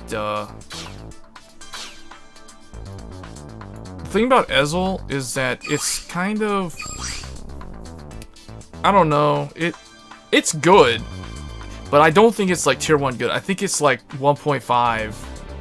It's 2 or 1.5 right now. I mean, it's not bad though. It's not bad. I mean, with my build, like with this build, it's pretty good. There is one counter to it though. The counter is that you kind of like deny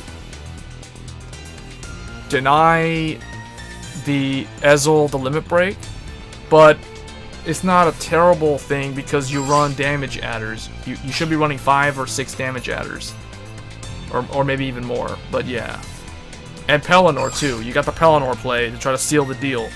So you gotta run Pelennor and Ezel together. It's not one or the other, it's both. That's what makes the deck good. You gotta run all your triple Rs to make the deck good. But it's still good though, and it's really popular because now everybody has them. What's not okay, so tier 1 is that Dudley. This is tier 1. This is tier 1. It's, well, I mean, okay, Olivia's questionable, but you guys get the idea. Just swap that for Panther. I don't know about Death Army. Probably not. They seem kind of clunky. So I don't think this is tier 1, even though it has like so much going for it. I don't know. We'll see. I don't think it's tier 1 though. Just from looking at it, Indra is probably more likely to be tier 1 than Death Army. Battle Sisters is tier 1. Spectral Duke is tier 1. Pale Moon is tier 1. These are tier 1 decks. Reggie is not. Reggie is like tier 2. This is a tier 2 because it's highly dependent on what you soul charge. It can brick, it can mess up, it can soul charge all your PGs, it can soul charge all your heals. It's just too many things that can go wrong. The deck can basically self-implode, and that's not a good thing. That does not make a tier 1 deck, unfortunately, because it's a very fun deck.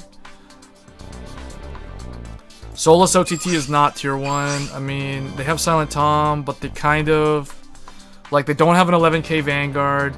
They don't have, you know, they can't rush. They can't rush in the early game because they usually don't have a booster, because Little Witch Lulu doesn't show up until turn 3, so you can't really rush your opponent down. And that's the reason why you run crits and not stands, because in the early game you're usually just swinging Vanguard. So, but it's a tier 2 deck, and then Spike. I mean, Grand Blue is also like a tier 2 deck. It's good when in the hands of someone who's really skilled with the clan, but it's unfortunate because the main problem is they don't have a decent great 11k Vanguard. That's the biggest problem. They lack certain options, but they're still really good. Shamshiel, this is not tier 1. This is again another tier 2 deck. I mean, they're kind of like Grand Blue and Gold Paladin, except less potent, I would say. Like, with Angel Feathers, you can't really get away with running critical triggers the way you can in the other decks, if that makes sense. That's the reason why they're not as good. And then Neo Nectar, they're not tier 1, especially now. They will go up though a lot. Like, I don't know. I kind of think Cecilia might make them tier 1 because you guys have to remember that in JP, Cecilia never showed up until Aquaforce was already in the game. So the fact that we're getting Cecilia before Aquaforce makes this deck, this clan, way more viable. So I think when they get their next support wave, they will be bumped up to maybe tier 1.5, but possibly tier 1. I don't know. We'll see. Musketeers are pretty good at filtering though, so I feel like they're gonna be right up there with like golds, and probably better than golds because they have better effects.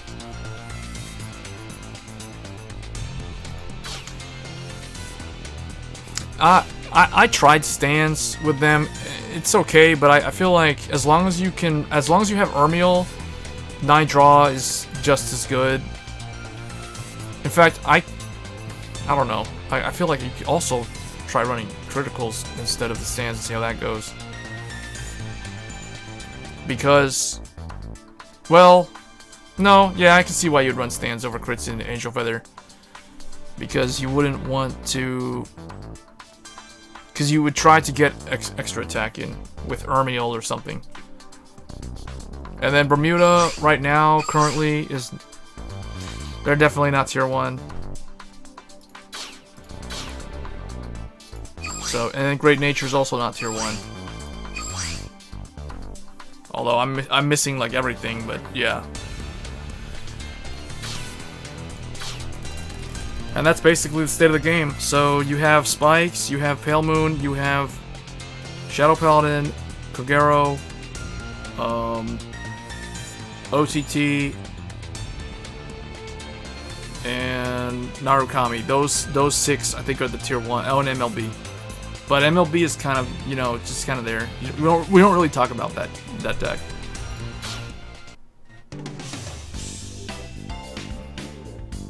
So overall, it's really good. It's very diverse meta. I think it's more diverse than it's ever been in a long time, in terms of what is easy to climb rank with.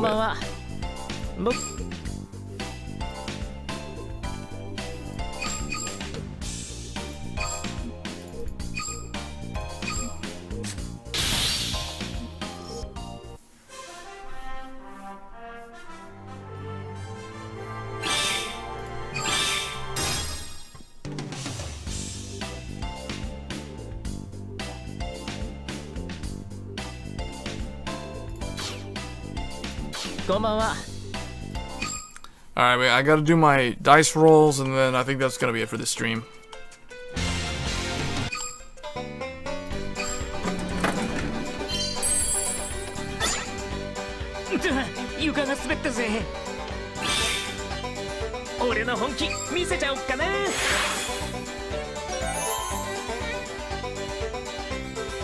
Wait, are we on the,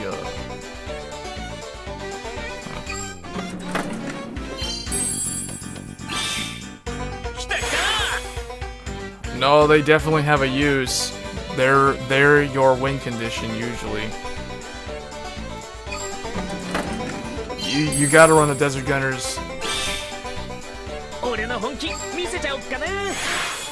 Cause in some games you won't even have Vermilion as the Vanguard.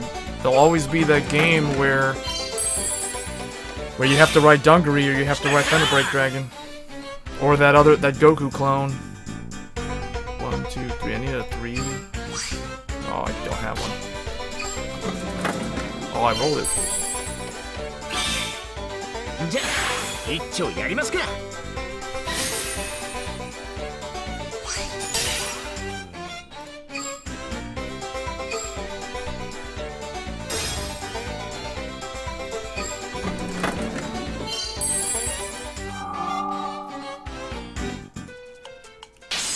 Lap 13.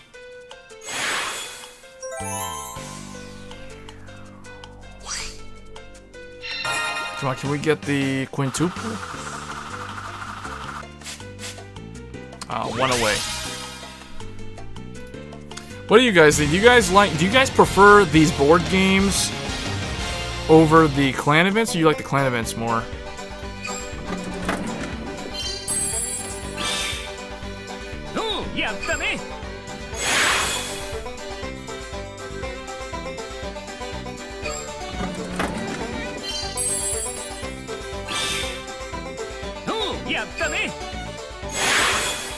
Oh, so he plays Thunderbreak Dragon and Dungaree. Oh yeah, Dungaree, we already said this. Dungaree was Miwa's thing. Kai never used that guy, actually. What I want to know is who used Indra in the anime? Or was it ever used to begin with?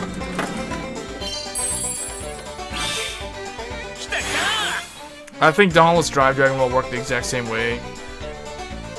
Dauntless Drive Dragon will require you to swing into the Vanguard to restand.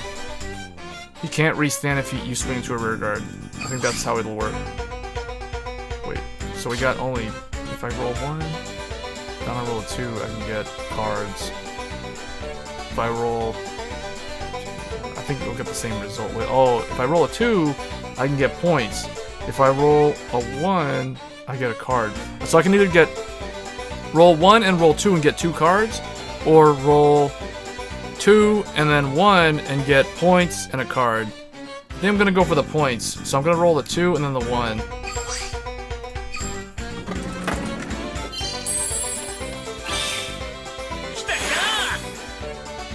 Yeah, I prefer clan events too, just because you get like you said earlier, cards. But I do feel like I don't think there's ever been a clan event where I didn't have to use gems. Like I didn't have to use up some, if not a whole lot of the gems that I had saved up. So, but in these events, in the board games, I never, ever waste gems. Like I don't use gems on special dice. I don't use gems on anything during this event. These events are pretty easy.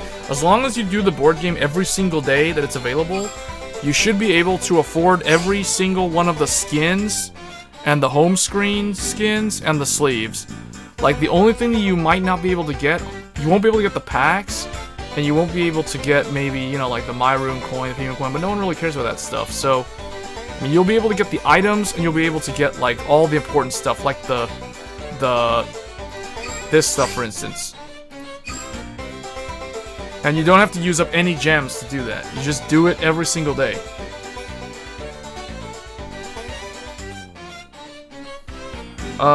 Wouldn't be too strong because of the ends. That's what everyone's gonna do, by the way. Like, if you've never played the original Vanguard, back when Dauntless Drive Dragon came out.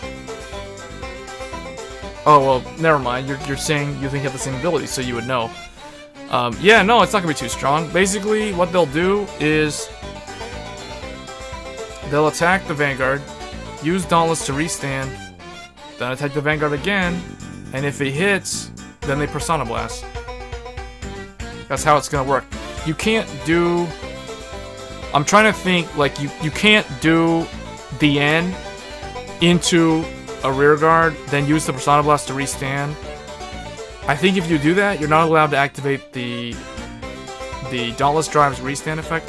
There was a rule where you couldn't do that, if I remember correctly. There was a clause in the card that said... It was the same problem that Blau, the Cross-Ride Blau had. Basically, you have to waste your interceptors. You have to use your rear guards to attack the interceptors. And then you basically swing the end into the Vanguard. Then Dauntless Drive's effect activates and he restands, and then he swings it. Because think about it. He doesn't have to hit to restand for Dauntless' skill. On top of that, he's swinging 21k from the start. So it's 21k in to Vanguard, deal damage, restand automatically, then swing any trigger power goes on the end as well. Then he swings again for like 21 or 26 or whatever, and then if he hits, then he Persona Blasts, and there's a good chance he will because he gets over defensive triggers. So yeah, it's still gonna be pretty good. You have to activate the Break Ride first, that's right. You cannot kill an interceptor and then use the Persona Blast, restand, and then swing the Vanguard, and you will not be able to use Dauntless' effect. So you're forced to swing Vanguard on the first attack. Like, you have to kill their 2 interceptors with your grade 2s or 3s, your rear guards, basically. So the attack order is interceptor to rear guard to rear guard, rear guard to rear guard, Overlord or the end into Vanguard, stand off of Dauntless' skill, again swing, and then Persona Blast again. So you swing, so you're still getting a total of 4 attacks, 2 attacks to Vanguard.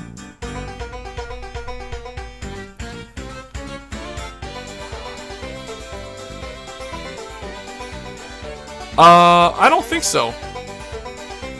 I don't think he'll always be 9 draw. I think he'll always be 5 draw, but not always 9 draw. If that makes sense, because eventually, here's what's gonna happen. This music is kind of... Eventually, they're gonna get Calamity. What is it? Calamity Wyvern. When this is placed, Soul Blast 2 draw card. Eventually, they're gonna get that card, and then on top of that, they're going to get, like Spectral Duke, they're going to get restanding abilities that don't have to hit to restand. And as soon as they get stuff like that, that is when you're gonna start seeing people playing crits in addition to draws in the Kagero deck. I mean, occasionally you'll come across somebody that plays like 1 or 2 crits in their Kagero deck right now. I've come across a lot of people doing that. It's not common. It's definitely the non-standard way to play them. But eventually, I feel like Kagero will become a 5-draw 4-crit deck because they're going to get Calamity, Tower, or Wyvern to Soul Blast 2, draw 1 card.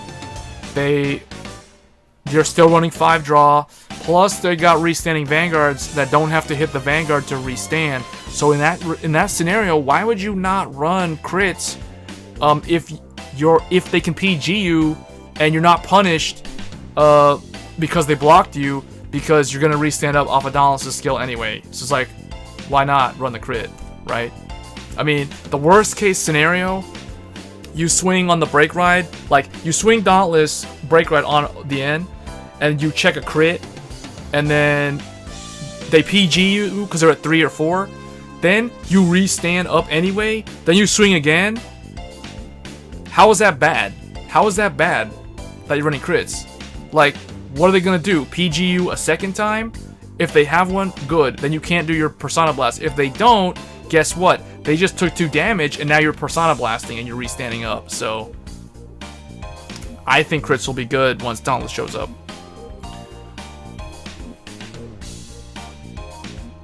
Did people ever play the end with Dragonic Overlord Break Right?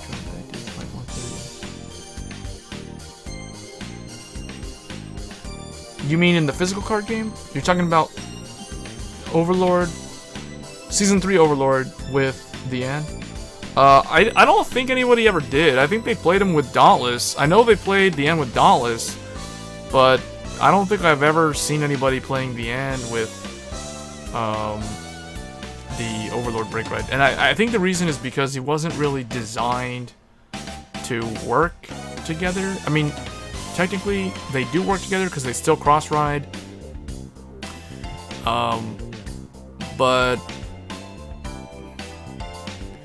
thing is, you have to attack the Interceptor, and then you re-stand off of the Break Ride skill, then you swing, and then if you hit, you can re-stand. See, that's why it's not good, because they just block. They just block. No, the reason why they didn't do it is because in the physical card game, think about it, like, Overlord Break Ride's effect forces you to attack a Interceptor, a grade 2, just a rear guard. You cannot re-stand with Overlord Break Ride if you attack the Vanguard. So basically, they swing like, okay, if you, let's say we do the cross Break Ride into the end. So now he's 23k. You swing into their grade 2 Interceptor. He dies. Okay, you twin drive, whatever. Then you re-stand off of Overlord Break Ride skill, and then I think you counterblast 1 and discard 1 card to re-stand your Vanguard. Then now you swing to the opponent's Vanguard with the end. If they PG you right there and then, that's it. You can't do the Persona Blast. That's the reason why no one ever did it. That's the reason no one ever did it. Because with Dauntless Drive, you re-stand after attacking the opponent's Vanguard. That ensures 2 attacks to their Vanguard with your Vanguard. That's the reason why. The reason why you run the Overlord Break Ride with the Rebirth is because the Rebirth doesn't have to hit, and he's not Persona Blast. He doesn't have to hit to re-stand. So basically, you swing to their Interceptor, you kill it, you re-stand off of the Break Ride, you swing into the Vanguard, you activate your Limit Break skill, you stand up, and you swing again. So you swing, swing, swing. So you get 2 attacks to the Vanguard, 1 attack to the Interceptor, and that's like 6 drive checks right there. So yeah, that's the reason why. It was really designed to work with the Rebirth. It wasn't designed to work with the end. I mean, it could, but it's very clunky. It doesn't really get you any advantage in the physical card game. Now, in terms of how good that'll be in Zero, it will be a lot better in Zero, I can tell you that, because, I mean, it'll be a lot more viable to run the N with the Overlord Break Ride. In fact, that might actually be preferred because of the way the system works with the Interceptor. So basically, you kill an Interceptor, you re-stand, and then you use something else to kill the other Interceptor, then you attack the Vanguard, and then because of the way, you know, they don't PG you, you do the Persona Blast then. So it'll be more viable in Zero than it is in the physical card game. I feel I will nerf Lock because it's very oppressive. We said this earlier in the stream when we were talking about Link Joker. Yeah, I think that it'll be way too broken. I mean, they have to make some significant changes to either the cost of the skills. They'll either increase the cost of the skills, like they'll make them like for example, Chaos Breaker Dragon's effect, instead of being Counterblast 1 and discard 1 card to choose an opponent's rear guard and lock it, it'll be like Counterblast 2 and discard a card to lock something. I can see them doing that.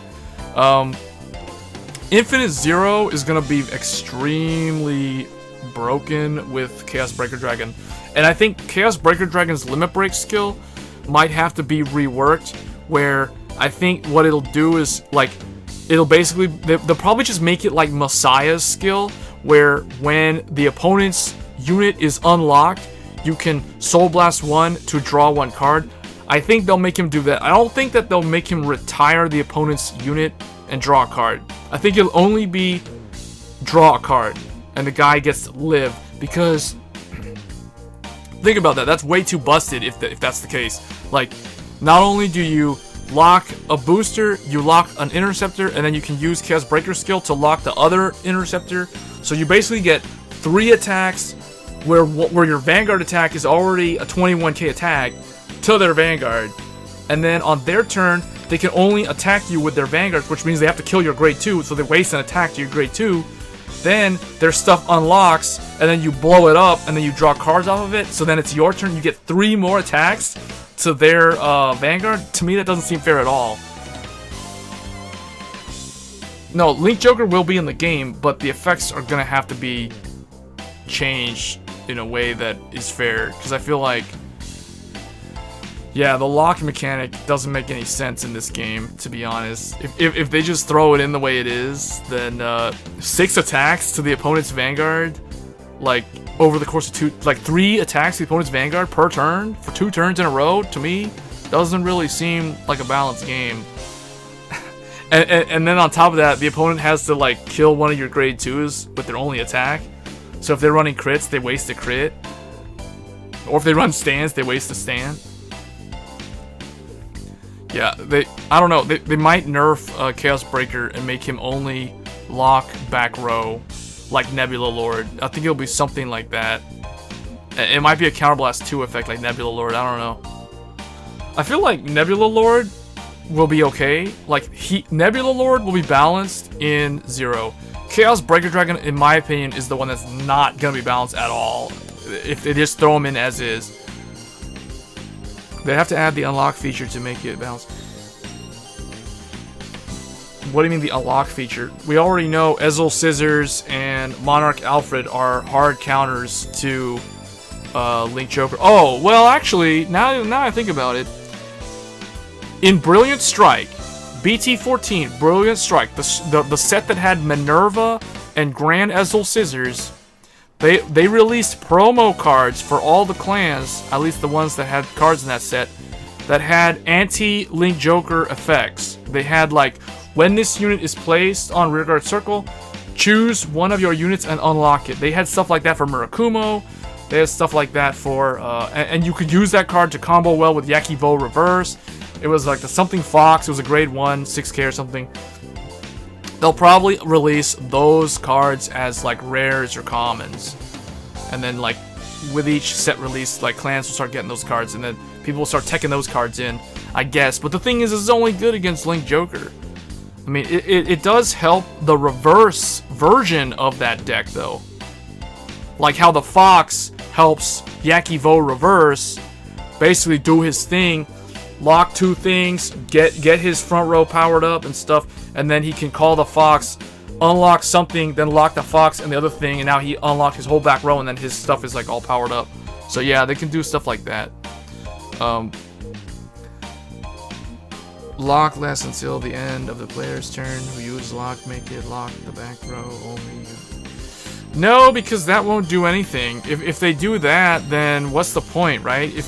If you lock the opponent's back row, and then that stuff gets unlocked at the end of your turn, like, that's completely useless. What does that do?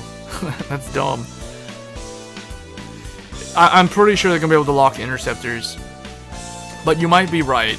The locked unit might get unlocked at the end of the Link Joker player's turn, as opposed to the other person, the opponent's turn. That might be the thing, because that will kill Nova Grapplers, and that will definitely kill Aquaforce. Like, if they do that, Aquaforce will be so dead in the water. Decks that rely on rare... Yeah, like, basically every deck in the game. Except for Dimension Police. They'll be severely hindered. They'll be at a severe disadvantage.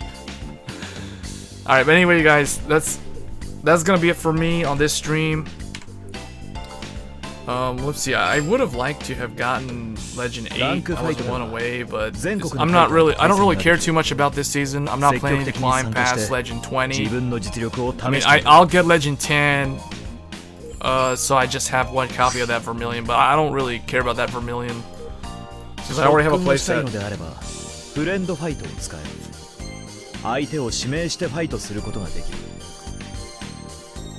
But it'll be interesting. I kind of think that Break Ride format hopefully will not have... hopefully they'll avoid another MLB type of deck, because I really don't want another deck like that in the game ever again.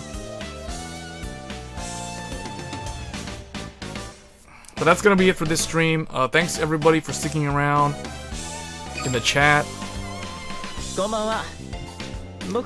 be back next time with more, more Vanguard. And then I guess at some point I'll probably try streaming some other games. And then see how that goes.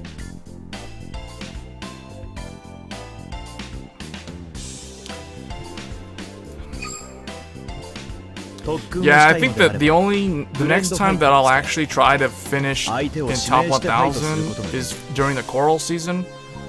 I think I'm going to take it easy these next couple of seasons. So Vermilion, I'm not planning to climb that far. The Battle Sister one, I'm not really going to climb that far.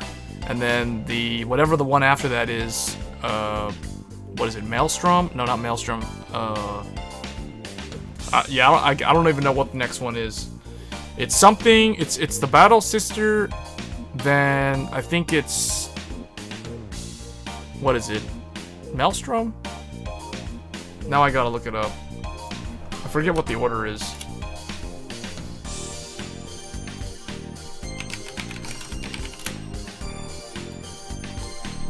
It is, let's see, rank fight.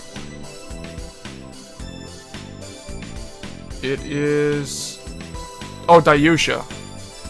Yeah, I don't care about that. So, yeah, these next 3 seasons, so Vermilion, Battle Sister, Koka, and Dayusha, I'm not gonna bother climbing past Legend 20 or something like that.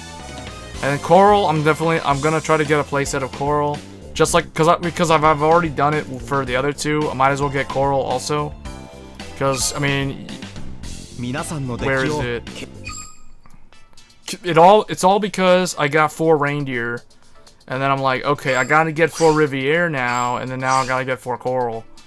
So because we got this back in the day, back when VP Farmers was still around, this was doable. You just had to put all the time and effort into grinding to like Legend 63 or something, and then I did the same thing for Riviere last season. Get to Legend. I literally went to Legend 30, stopped, and was like, done. And I placed in like 400 something. Because apparently nobody was playing last season, or no one really cared, because they were sick and tired. Everyone was burnt out and tired of MLB. When does she come out? I think who, Coral? Coral will be, she will be, let's see. So, second half of this month is Battle Sister Kokoa. Then the beginning of next month will be Super Dimensional Dayusha. And then Coral. So second half of September. Coral should be second half of September.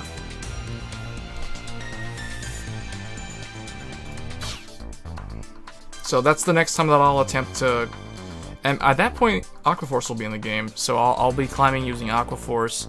Aquaforce, Musketeers, and Coral herself. I'll be coming with Coral to get Coral. Actually didn't care about the rental, right? Same here. I don't care about Vermilion. I mean, the artwork is cool and all, but whatever, I don't really care. Because in the grand scheme of things, Vermilion, let's be honest guys, once the Eradicators come out, Vermilion won't really be seen all that much anymore. So if you have the card, he'll be good for like next month, but, and I guess the month after, but I mean, if you want to play the Blood, do that, but I'm probably going to be playing Dungaree, so, you know, whatever, it's good to have. If you don't already have 4 Vermilion, go ahead and try to get your 4 Vermilions, but I already have 4 Vermilion, so... Wouldn't the gacha be really big? What do you mean? I actually didn't care about the rank reward, that's why I didn't grind. Yeah, if you don't care about the rank reward, then don't even grind. There's no point. Just do it for the gems. What I tell people is do it for the gems. I'm trying to get to rank Legend 20 just for the gems this season. I don't care about the Vermilion card. And next season, I don't care about the Battle Sister card either, because I already have 4 of her as well. And I like the original art better because she goes with the card sleeves. She's the classic. I mean, I'll get to Legend 10 to 20 again, so I'll at least have like 1 copy of her, you know, just for a collection. The alternate art. But I'm hoping at some point later on, maybe like a year from now, or you know, later on, once these rank reward cards are further and further in the past, they'll slowly add the previous rank reward cards to the tournament pool, so you can still get the alternate art cards for like V coupons, exchanging V coupons if you really want the alternate art. I hope they do that, because that would be, I mean, there's no reason for them to not do that. For people who missed out on, you know, like the alternate art card of Coral or Vermilion or Ezel, they could still have a chance at getting the non-SP version, I guess. So, I think that sounds like that's something they need to do. You still need gems for clan events? Yeah, save your gems. Don't open packs. Don't spend your gems right now. Save them all for Neo Nectar. You're gonna need those gems for Neo Nectar. Trust me. Always never spend gems during the board games. When board games are around, never spend gems. When clan events are around, that's when you're spending gems.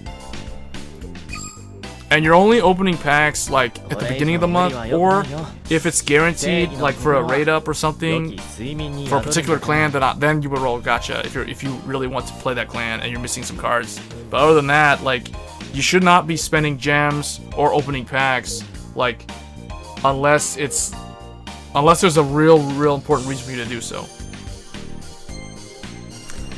But alright guys, that's gonna be it for this stream, and I will catch you guys in the